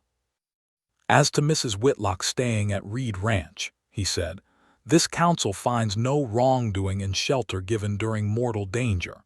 Any continued arrangement is Mrs. Whitlock's choice, provided she is safe and willing. Joyce. The word came back like sunlight. Emma closed her eyes for 1 second. When she opened them, Nathan was looking at her, not asking, not claiming, just standing there ready to accept whatever choice she made. That nearly undid her more than the whole meeting. If you believe kindness should never be treated like shame, tell me what you would have said in that hall. Because the truth has finally been spoken, but the heart of this story is still not healed. As the crowd began to rise, voices filling the hall in waves, Emma thought the hardest part was over. Then Reverend Cole approached her with an old, troubled look. Mrs. Whitlock, he said softly, there is one more thing you should know about your husband's land. Nathan stepped closer. Emma's breath caught. Reverend Cole looked toward the ledger, then back at her. Andrew may have left you more than a cabin on that ridge, and I fear Mr. Grimes knew it before any of us did. Reverend Cole's words did not seem to belong in the noisy hall. Andrew may have left you more than a cabin on that ridge. Emma stared at him, unable to make sense of it. The councilmen were still speaking near the table. People were rising from benches, pulling on gloves, whispering with the sharp hunger of a town that had just watched a respected man stumble. Walter Grimes sat pale near the stove. Deacon Crow stood apart, his black coat stiff, his pride wounded but not yet dead. Yet all Emma heard was Andrew's name. What do you mean? She asked. Reverend Cole lowered his voice. Not here. Nathan stepped closer. Then where? The church office. The Reverend glanced toward Grimes. Before too many ears find us. Emma looked down at Caleb. His eyes were heavy from the long evening, but he clung to her hand as if the room might take her if he let go. Lily stood close beside Samuel, her brave face beginning to crack now that the danger had passed enough for fear to catch up. Nathan saw it too. "Elias can take the children to the wagon," he said. Caleb tightened his grip. "I'm staying with Mama." Emma knelt, though her knees ached. She brushed hair from his forehead. "I'll be just inside, sweetheart. Mr. Elias will keep the stove pan warm in the wagon, and Lily will be with you. I do like when you go where I can't see." The words struck her deep. She pulled him close. "I know, but I am coming back." He looked at her with a child's hard-earned doubt. Nathan crouched beside them, careful and slow. "Caleb, I give you my word." Caleb looked at him. Nathan's voice softened. "I crossed the hollow once because your mama needed help. I won't let her walk into trouble alone now." The boy studied him, then gave one small nod. Emma's throat tightened. She kissed Caleb's cheek and watched Elias lead the children out through the side door. Lily looked back once at Nathan, and he nodded to her the way a father tells a child to trust him when he is still learning how to trust himself. Then Emma followed Reverend Cole into the small church office with Nathan beside her, and Ada Bell just behind. The office smelled of lamp oil, old paper, and cold wood.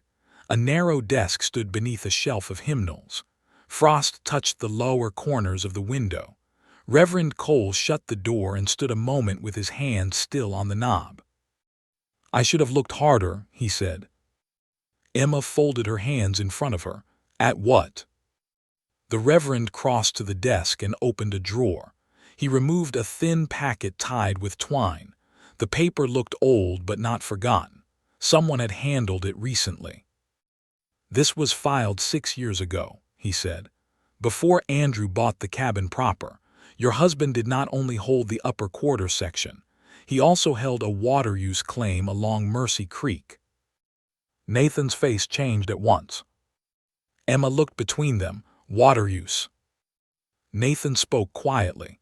"In dry years, water is land's heartbeat." The Reverend nodded. "The creek may look small by your cabin, Mrs. Whitlock, but it feeds the lower meadows. Whoever controls that claim has value far beyond a poor roof and a rocky field." Emma felt her stomach sink. The land paper. The creek road. The south pasture. The timber line. It had not been random. Walter Grimes had not wanted the Whitlock cabin because a widow was desperate. He had wanted what ran beneath it, beside it, and through it. "Andrew never told me," she whispered. "He may not have understood the full worth," Reverend Cole said. "Many homesteaders filed claims because a land agent told them to. Some forgot the papers mattered until another man remembered for them." Nathan's jaw was tight. How did Grimes know? Reverend Cole's eyes lowered. Ada Bell spoke from near the door. "Selah's Crow." The Reverend looked pained. Deacon Crow reviewed church records, land notices, and county filings more than most men. He often helped families with documents. "I thought it service." Nathan's voice hardened. He saw the claim. "I fear so." Emma pressed a hand to the desk. She felt cold again, not in her skin this time, but somewhere behind her ribs. "All this time," she said, "I thought I was failing to hold worthless land." Nathan looked at her. "It was never worthless." The words were simple, but they cut. Not worthless. How many times had she looked at those hills and believed she was stubborn for staying, foolish for trying? How many nights had she apologized to Andrew in the dark because she could not make beauty out of stones? How many times had she nearly signed away the only thing he might have left them with real value? She turned toward the window. Outside, wagon lamps glowed in the churchyard. People moved in dark shapes against the snow. "I was so tired," she whispered. "When Grimes showed me that paper, I almost signed it. If Caleb had not coughed in the other room, I might have. I set the pen down because I needed to check his fever. That is all that saved it." Ada Bell's eyes filled. Then that boy saved his own inheritance by needing his mother. Emma covered her mouth. Nathan looked away, as if giving her space to gather herself. Reverend Cole placed the packet on the desk. "These copies belong with you now. I can write to the county clerk in Cheyenne and request certified records. We must act before Grimes or Crow tries to muddy the matter." Nathan nodded. "I'll send Elias at first light." Emma turned. "No." Both men looked at her. She picked up the packet. "I will send the request in my name." Nathan's face softened with understanding. "Good." Reverend Cole nodded. "Then I will help you draft it tonight." A knock came at the office door. Everyone stilled. Reverend Cole opened it only a hand's width. Mrs. Pike stood outside, pale and uneasy. "I'm sorry. Deacon Crow is asking where Mrs. Whitlock has gone." Nathan stepped to the door. "Why?" Mrs. Pike's eyes moved to him. "He says the meeting is not done." Ada Bell muttered, "Of course he does." Emma placed Andrew's letter and the claim packet inside her coat. Her fear had changed again. In the hall, she had been afraid of being judged. In the store, she had been afraid of being doubted. Now she was afraid because the truth had value, and men who wanted valuable things did not always stop because one meeting embarrassed them. Nathan must have seen that thought cross her face. "We can leave by the side door," he said. Emma almost agreed. Then she remembered how many times she had left rooms quietly, so others could keep their comfort. "No," she said, "I am tired of side doors." Ada Bell smiled faintly. They returned to the hall. Most townspeople had not yet gone. The benches were half empty, but the aisles were crowded. Deacon Crow stood near the front table, speaking low to two councilmen. Walter Grimes hovered behind him, his face damp with sweat despite the cold. When Emma entered, Crow turned. "There you are," he said. "Private conferences do not restore public trust." Nathan's hand curled at his side, but Emma walked ahead. "What public trust are you speaking of, Deacon?" she asked. Crow's eyes narrowed. "The trust damaged by disorder." Emma stood before him with the tired courage of a woman who had run out of places to retreat. "You helped draft a paper that would have taken my land." "I reviewed lawful wording." "You knew about the water claim." The room changed. Walter Grimes looked sharply at Crow. A few people turned to one another. Water meant something in Mercy Ridge. Water could turn poor land into bargaining power. Water could make men friendly or dangerous. Crow's face remained stiff. "I know many things from public records." "And you did not tell me." "It was not my duty to educate every widow on her holdings." Nathan's voice came from behind her. "But it was your duty to help a storekeeper take them." Crow snapped, "Be careful, Reed." Nathan stepped beside Emma now. "You keep saying that. I'm starting to wonder what you think I should be afraid of." Crow's mouth tightened. Reverend Cole lifted the packet in his hand. "Mrs. Whitlock has a valid water use claim along Mercy Creek. The land paper Mr. Grimes presented would have taken effective control of it. That fact should be entered into tonight's record." Mr. Boone, the eldest councilman, looked deeply troubled. "It will be." Grimes suddenly moved toward the door. Tom Hasker blocked his path.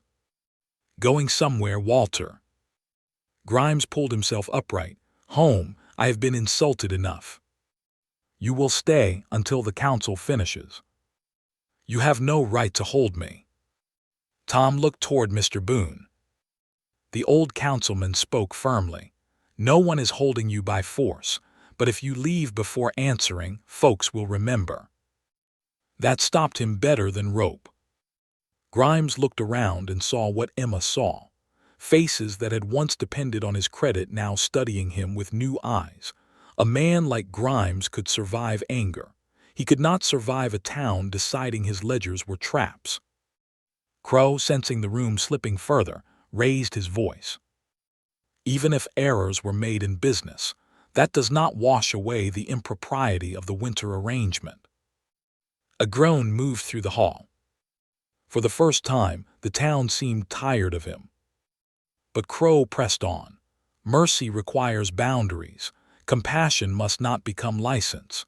If we permit Mrs. Whitlock to remain in that house, what prevents every widow and widower from ignoring decency? Emma felt something break inside her. Not her heart. A chain. She stepped closer to Crow, close enough that he had to look directly at her. What prevents it? She asked. Maybe the fact that no widow wants to be carried half-dead from her bed. Maybe the fact that no mother wants her child warmed by another man's fire because her own went black. Maybe the fact that good people should not need rules to tell them the difference between shelter and sin. The hall went still. Her voice grew softer, and because of that, stronger. You keep speaking of decency as if it is a clean tablecloth, something to fold and show. But decency is what Mr. Reed did when no one was looking. Decency is Mrs. Bell remembering the truth when silence would have been easier. Decency is Mrs. Pike standing up after being wrong. Decency is a town admitting that a woman can be saved without being shamed. She turned to the room. I will not apologize for living. I will not apologize for my son being warm. I will not apologize because Nathan Reed had courage enough to do what winter demanded and mercy enough not to ask what people would say first. Nathan's eyes shone in the lamplight, though his face stayed still. Emma looked back at Crow. If that is disorder, then perhaps Mercy Ridge needs more of it. For one breath, no one moved. Then Ada Bell stood. Tom Hasker stood next. Mrs. Pike rose, then her husband after a hesitant glance. One by one, people began to stand. Not everyone. Some remained seated, stiff with old habits, but enough rose that the hall seemed to lift with them. No one clapped. This was not that kind of moment. They simply stood, and their standing said what their mouths had failed to say in December. Crow looked around, and for the first time he seemed smaller than his black coat. Mr. Boone faced him. Deacon Crow, until the church decides further, you will not advise on land or debt matters in this town. Crow's mouth opened, but Reverend Cole spoke first. And you will not speak for the moral care of this congregation, while refusing to see the moral failure before us. That struck harder than any shouted accusation. Grimes sat down heavily. The meeting ended not with peace but with a turning. People gathered around Emma, some awkward, some tearful, some ashamed. A woman offered flour. A man offered fenced timber. Another offered to help patch the cabin come thaw. Their words were late, but some were honest. Emma accepted little and promised nothing. Nathan stayed near, silent as a fence line, letting every offer be hers to answer. When they finally stepped outside, the night had sharpened. Stars burned above the white roofs of Mercy Ridge. The children waited in the wagon under blankets, and Caleb reached for Emma before she had both feet on the snow. "Did we win?" he asked. Emma pulled him close. She looked across the churchyard, where Walter Grimes stood alone under the chapel eave, speaking in a harsh whisper to Deacon Crow. Whatever shame had touched them tonight had not yet taught them surrender. "I don't know," she said honestly. Nathan followed her gaze. Grimes saw them watching and turned away. The ride back to Reed Ranch was quiet. Lily fell asleep against Samuel. Caleb slept in Emma's lap, one hand tangled in her shawl. Nathan drove, his shoulders dark against the starlit road. Halfway home, Emma looked at him. "Thank you for not speaking over me." He kept his eyes on the horses. "It was your truth. You still stood with me. I know the difference." The words warmed her more than the blankets. When they reached the ranch, Elias carried Samuel inside. Nathan lifted Caleb gently from Emma's lap and placed him in the bed near the hearth. Lily woke enough to stumble upstairs. Ada Bell's basket of food, sent along quietly, was set on the table. Emma remained by the fire after everyone settled. She took out the water claim packet and Andrew's letter. Then she took up the quilt top, the one made of Andrew's shirts and Caleb's baby cloth. Her hands needed something to do or her thoughts would tear themselves loose. Nathan sat across from her. For a long time, neither spoke. Then Emma said, "I used to think Andrew left me only burden." Nathan looked at the papers in her lap. "Maybe he left you a way forward." Her eyes filled. "And I nearly lost it because I was too ashamed to ask for help." "No," Nathan said. "You nearly lost it because men saw your shame and tried to use it." The truth of that settled over her. She stitched once, then again. After a while, Nathan rose and crossed to a locked cedar chest near the far wall. Emma had seen it before, but no one had opened it since she arrived. Lily never dusted it. Samuel never set toys near it. It was treated like a grave marker inside the house. Nathan stood over it with his hand on the lid. Emma's needle stilled. He did not look at her. "Clara's things are in here." The room seemed to grow quiet around the name.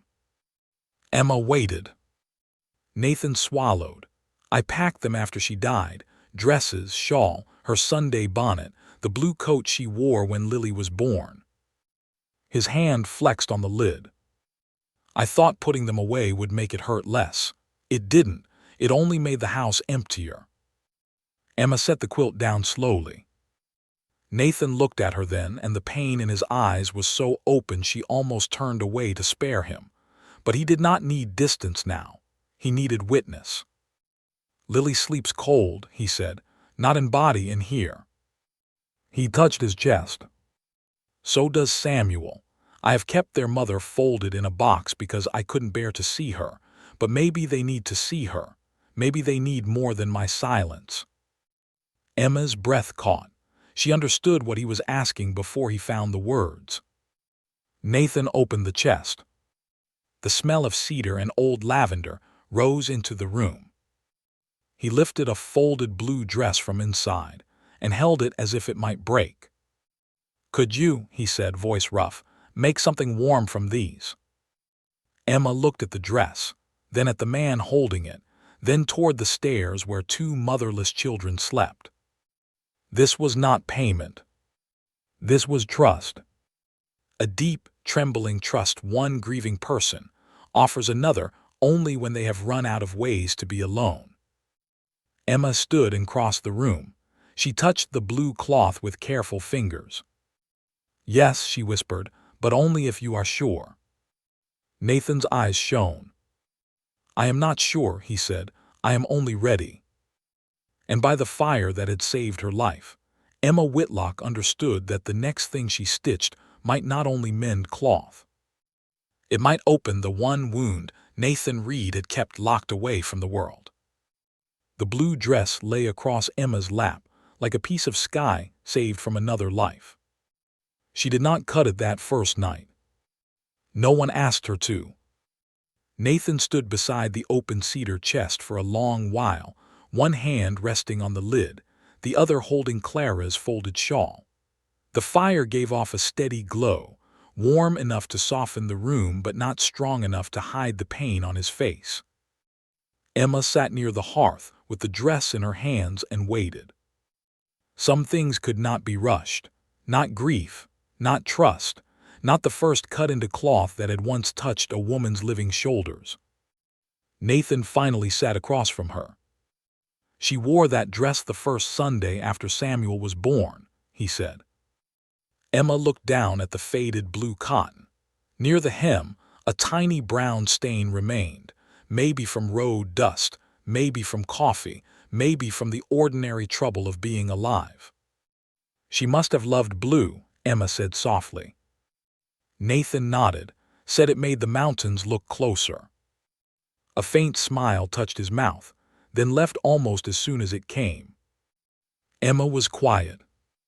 He went on because the door had opened now, and the memories were stepping through. The green one in the chest was her work dress. Lily hated it because Clara always wore it on wash days, and wash days meant cold hands and no molasses bread till evening. He looked toward the stairs. There is a brown shawl, too. She wrapped Samuel in it when he was sick with croup. Emma held the dress carefully, feeling the weight of another woman's life. It would have been easy for Mercy Ridge to call this improper, too, if they saw it wrong. A widow sitting with a widower at night, holding his dead wife's dress while the children slept above them. But there was nothing unclean here. Only sorrow, only courage, only two people who knew that love did not end simply because the body was gone. "Do you want one quilt for each child?" Emma asked. Nathan closed his eyes briefly. "Yes," his voice roughened, "if there is enough." "There will be enough." "How can you know?" Emma touched the sleeve, because mothers stretch further than anyone thinks. Nathan looked away. For a moment she feared she had said too much. Then he pressed his thumb and forefinger to his eyes, and when his hand dropped, he nodded once. The next morning, Emma told Lily and Samuel. They were standing in the parlor, both still in their night clothes, hair rumpled from sleep. Caleb stood near Emma, quiet and watchful. Nathan had gone to the barn before the telling, not because he did not care, but because he cared so much he feared his face might frighten the children. Emma had placed Clara's blue dress, green work dress, brown shawl, and a piece of cream apron on the table. Lily stared at them. Samuel's mouth opened, then closed. "These were your mother's," Emma said. "Your father asked if I could make quilts from them, only if you want that. No one will cut anything unless you say yes." Lily reached out but stopped before touching the blue dress. Samuel whispered, "Will it ruin them?" Emma knelt so her eyes were level with his. "It will change them." His lower lip trembled. "Then they won't be hers anymore." Emma's heart ached. They will be hers in a different way. Right now they sleep in a chest where no one can feel them. A quilt would let her colors be near you every night. Lily's eyes filled. Would it smell like her? "Maybe for a little while," Emma said honestly. "Maybe not forever." That answer hurt, but Lily seemed to respect it more than comfort. The girl touched the blue sleeve with one finger. "I forgot this button," she said. Nathan appeared in the doorway then, still wearing his barn coat, snow melting on his boots. He must have heard from the hall, but he did not enter fully. Lily looked at him. "I forgot the buttons were white." Nathan's voice was low. She sewed them on herself after Samuel chewed one off. Samuel blinked. "I did." "You were a baby. You chewed most things." Caleb, trying to help, said, "I chewed a spoon once." Samuel looked at him. "Wood or tin?" "Wood." "That's better." Lily laughed through tears. It was the first time Clara's memory had made laughter in that room. Nathan leaned one shoulder against the doorframe, and Emma saw something loosen in him. Not healed. Healing was too plain a word for grief, but loosened, like a knot soaked long enough to begin moving. Lily picked up the blue dress and held it to her chest. "Yes," she said. Samuel reached for the brown shawl. He held it against his cheek and shut his eyes. "Yes," he whispered. So Emma began. She washed her hands first, though they were already clean. It felt right. Then she set the clothing on the table and studied each piece, not as rags or scraps, but as a map of a mother's life. Blue for Sunday, green for work, brown for sick nights, cream for bread and flour, a small strip of faded rose from a bonnet ribbon tucked in the chest. Nathan sat nearby, silent. Lily and Samuel watched every motion. Emma did not cut quickly. She turned each seam, saved each button, and asked before removing anything that might matter. Sometimes Lily remembered a story. Sometimes Nathan did. Sometimes Samuel asked whether his mother had held him in that cloth, and Nathan answered as best he could. By noon, the house was full of Clara.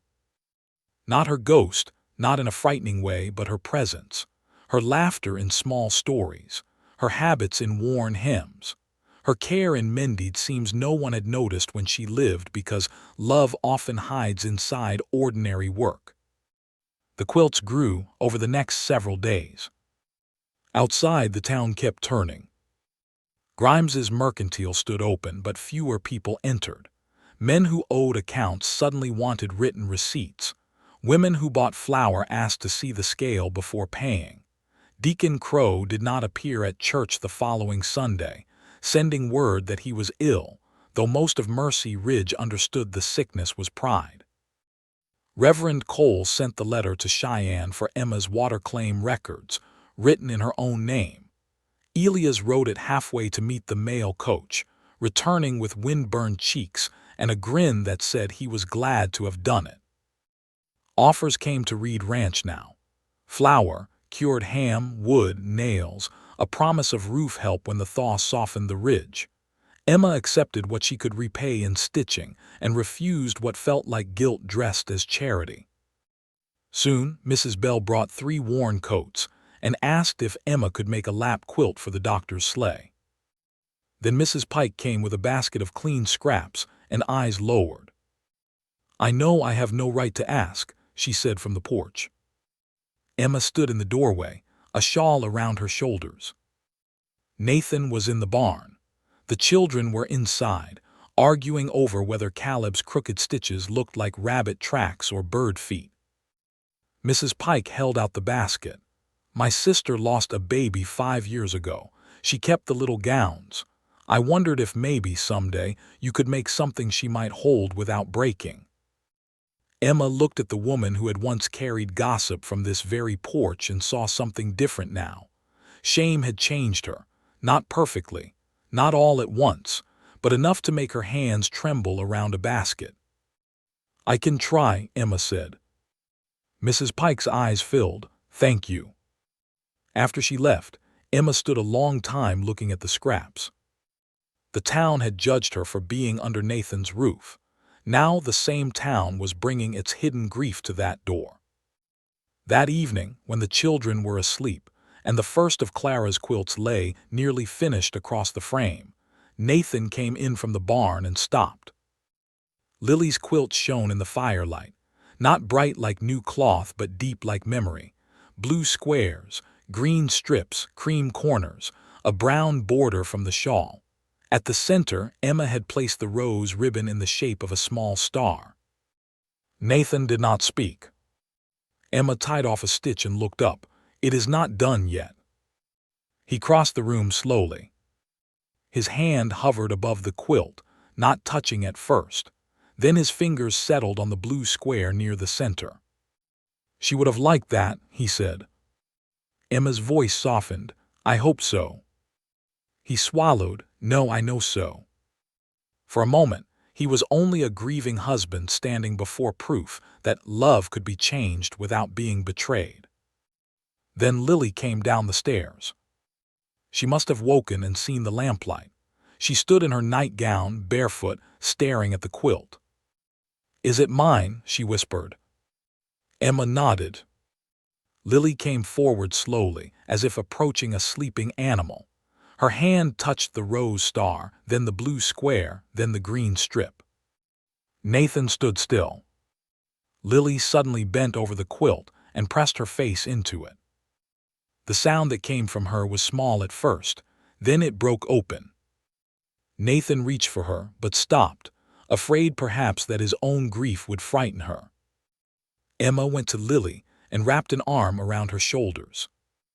The girl sobbed against the cloth. "I forgot her dress. I forgot it.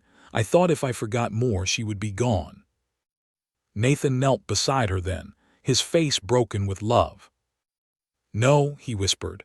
"No, sweetheart. Forgetting a button is not forgetting your mama." Lily turned and fell into his arms. Samuel appeared on the stairs, frightened by the crying. Nathan opened one arm and the boy ran into it. The three of them knelt by the quilt, holding one another in the warm light. Emma stepped back. This belonged to them. Caleb came quietly to her side and slipped his hand into hers. For a long while, the room held grief without trying to hide it. And that was when Emma understood what the quilts were truly doing. They were not covering sorrow. They were giving sorrow a place to rest.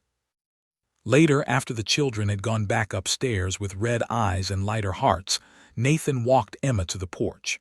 The night was clear. Snow lay silver under the stars. The air was cold, but the doorway behind them spilled gold across the boards. "I don't know how to thank you," he said. Emma pulled her shawl tighter. "You trusted me with what hurt."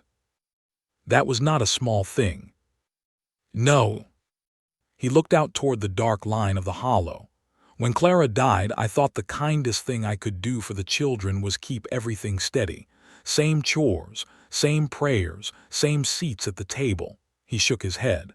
But steady turned into silent. Silent turned into cold. Emma looked at him. "You were grieving." "So were you." "Yes," she looked down at her hands, "and I almost let pride bury me beside it." Nathan turned toward her then. The lamplight touched his face, and for the first time, Emma saw not only the man who had saved her, not only the father trying to mend his children, but the lonely soul beneath all that strength. "I am glad you are here," he said. The words were quiet. They carried no demand, no claim, no promise beyond the truth of the moment. Still, Emma felt them all the way through. "I am glad I lived to be here," she answered. His eyes moved over her face. Something unspoken stood between them, warm and fragile as a coal under ash. Neither reached for it. Not yet. Behind them the fire cracked. Above them the stars watched. Before them the thaw waited somewhere beyond the white hills, carrying choices neither of them was ready to name. But the next morning, a rider came hard from Mercy Ridge with news that changed the peace again. The county clerk's reply had arrived early. And with it came a warning. Walter Grimes had filed a challenge against Emma's water claim before sunrise, and if she did not appear at the county office within 3 days, the claim could be suspended until a judge decided who had the better right. Nathan read the notice twice. Emma stood beside him with Clara's unfinished second quilt behind her, Andrew's letter in her pocket, and Caleb watching from the hearth. For a moment, the warm room seemed to fall away. 3 days. Cheyenne was far. Winter roads were cruel. And somewhere in Mercy Ridge, Walter Grimes had decided that shame had failed, so he would try law instead. Nathan folded the paper and looked at Emma. "I'll take you." Emma looked toward the ridge, toward the cabin that had almost become a grave, and the land that might now become her son's future. Then she looked at the man by the fire. "No," she said softly, "we go together." The road ahead would be dangerous, not with bullets or blood, but with cold, distance and men who knew how to twist paper into a trap. And Emma Whitlock knew the next part of her fight would not be won by being rescued. It would be won by standing beside the man who had saved her, while proving to the world she could stand on her own. They left before sunrise, with the sky still dark over Mercy Ridge. Elias drove the wagon because Nathan wanted his hands free if the road turned bad. Emma sat beside Nathan on the front bench, wrapped in wool, Andrew's letter tucked inside her coat, and the county notice folded beneath her glove. Caleb stayed at Reed Ranch with Lily and Samuel, though leaving him had nearly torn her in two. He had stood on the porch in Nathan's old scarf, trying hard not to cry. "Mama, you'll come back before the fire goes out." Emma knelt and held his face between her cold hands. "Before it goes out." Nathan had crouched beside them and placed 2 split logs near the porch rail. "Then I'll keep adding wood until she does." Caleb had looked at him, then nodded like that was a promise a man could build a life on. Now the wagon rolled toward Cheyenne through frozen ruts and hard-packed snow. The land lay silver and blue under dawn. Fence posts stood like lonely watchmen. Once, a coyote crossed far ahead and vanished behind a drift. Emma's fingers ached with cold, but her heart felt strangely awake. She was afraid. But fear no longer ruled the whole room inside her. Nathan glanced at her. "You holding steady?" "No," she said. His mouth almost smiled. She looked ahead. "But I am holding." "That counts." They reached the county office near midday, stiff, hungry, and windburned. The building was brick, plain, and crowded with men waiting on papers that could change farms, debts, marriages, and futures. Walter Grimes was already there. So was Deacon Crow. Emma stopped just inside the door. Grimes turned and gave her a thin smile. "Mrs. Whitlock, I had hoped to spare you this trouble." Nathan stepped forward, but Emma touched his sleeve. She did not hide behind him. "Not today." "You have mistaken me before, Mr. Grimes," she said. "Do not do it again."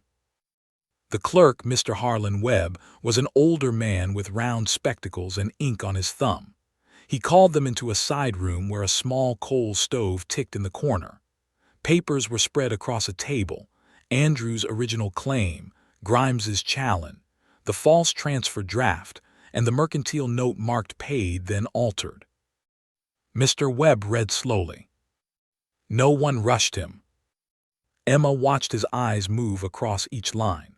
She watched his finger pause where the ink changed on Grimes's ledger copy. She watched his face grow less official and more human. At last the clerk looked up. "Mrs. Whitlock, your husband's water claim is valid. There is no legal transfer on record. This challenge has no foundation unless Mr. Grimes can prove unpaid debt or signed agreement." Grimes cleared his throat. The widow was in negotiation. "I signed nothing," Emma said. Crow leaned forward. She was aware of the terms. Emma turned to him. "No, I was told it was a grazing strip." Mr. Webb lifted the transfer paper. "This is not a grazing strip. This would have given Mr. Grimes control of access, water, timber, and south pasture use." His eyes moved to Grimes.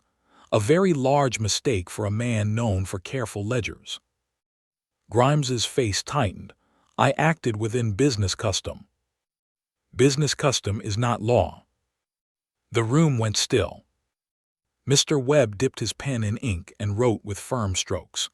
"The Whitlock water claim remains in Emma Whitlock's name as surviving household head and guardian of Caleb Whitlock. The challenge is dismissed. A note will be sent to Mercy Ridge Council. Further review of Mr. Grimes's altered debt record is recommended."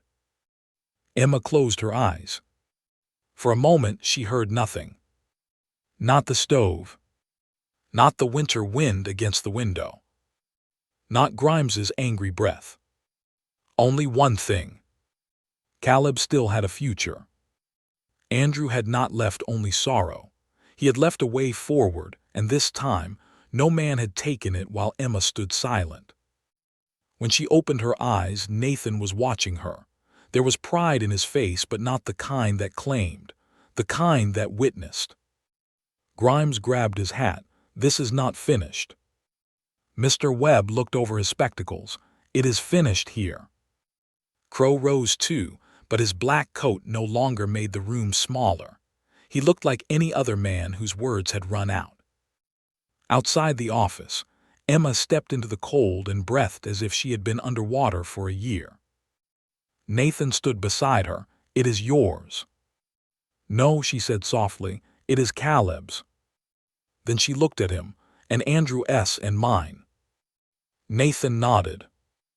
They rode home under a low pink sunset. By the time Reed Ranch came into view, lanterns were already glowing in the windows. Caleb burst through the door before the wagon fully stopped, with Lily and Samuel behind him. Emma climbed down and caught her boy in her arms.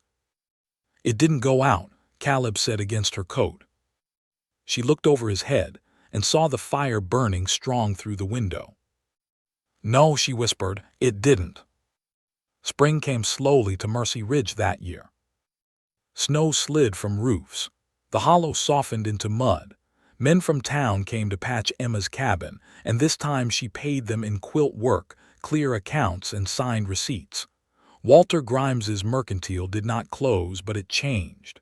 Folks watched the scale, demanded papers, and stopped mistaking a smooth voice for an honest heart. Deacon Crow left his church office before summer, saying his health required a drier place, though most people knew pride sometimes needs distance more than medicine. Emma's cabin was repaired by April. She stood in its doorway with Caleb beside her and looked at the new stove pipe, the mended roof, and the creek shining beyond the lower trees. It was still small, still rough, still full of hard work. But it no longer felt like a grave. Nathan stood by the wagon, giving her room to choose. That was what he had done from the beginning, even when the town failed to understand it. He had opened his door, then slowly taught her that shelter did not have to mean surrender. Emma walked back to him with Andrew's letter in one hand. "I'm not moving back today," she said. Nathan's eyes lifted.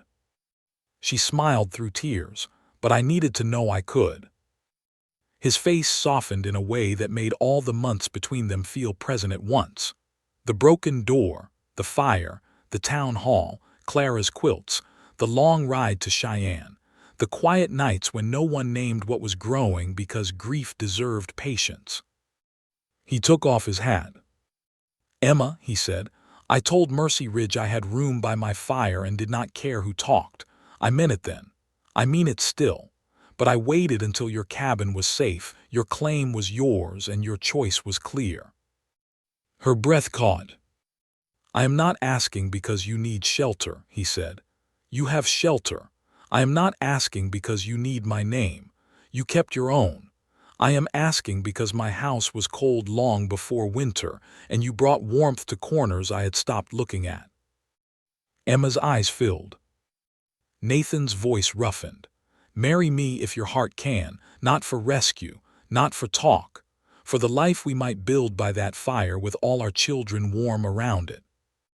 Caleb, standing near the wagon, whispered loudly, "Say yes, Mama." Lily covered her mouth. Samuel grinned. Emma laughed through tears, and the sound surprised her. It was not the laugh of a woman who had forgotten sorrow. It was the laugh of a woman who had carried it and found there was still room for joy. She took Nathan's hands. "You came for us when my chimney gave no smoke," she said. "You gave my boy breath, gave me choice, and trusted me with the cloth that held Clara's memory. Somewhere between your fire and those quilts, I stopped being only a widow trying to survive." Nathan held very still. "Yes," Emma whispered, "I will marry you." They married in June beside Mercy Creek, where the water ran clear over stones that had once seemed worthless. The town came, not because gossip drew them, but because many had learned the difference between talk and testimony. Mrs. Pike cried openly. Ada Bell brought flowers. Tom Hasker stood at the back pretending dust had gotten in both eyes. Lily and Samuel slept under Clara's quilts for many years. Caleb grew strong on the land his father had protected without knowing how much it would matter. Emma's quilts traveled across 3 counties, each one stitched from scraps someone else had thought too worn to save. And at the foot of Emma and Nathan's bed lay one plain quilt made from Andrew's old shirts, Caleb's baby cloth, and a small blue square from Clara's dress. Not because the past had been forgotten, but because it had been honored, softened, and sewn into something warm enough for the living. If this story warmed your heart, like it, and tell me in the comments whether one act of kindness can change a whole life. And subscribe for more emotional Wild West stories where love, pain, and justice meet on the frontier. Years later, when winter winds returned to Mercy Ridge and smoke rose from every chimney, Nathan would still step onto the porch each morning and look toward the hills. Emma would come beside him with a shawl around her shoulders. "Still watching chimneys?" she would ask. Nathan would take her hand. "Always." And the fire behind them would burn steady, bright and shared.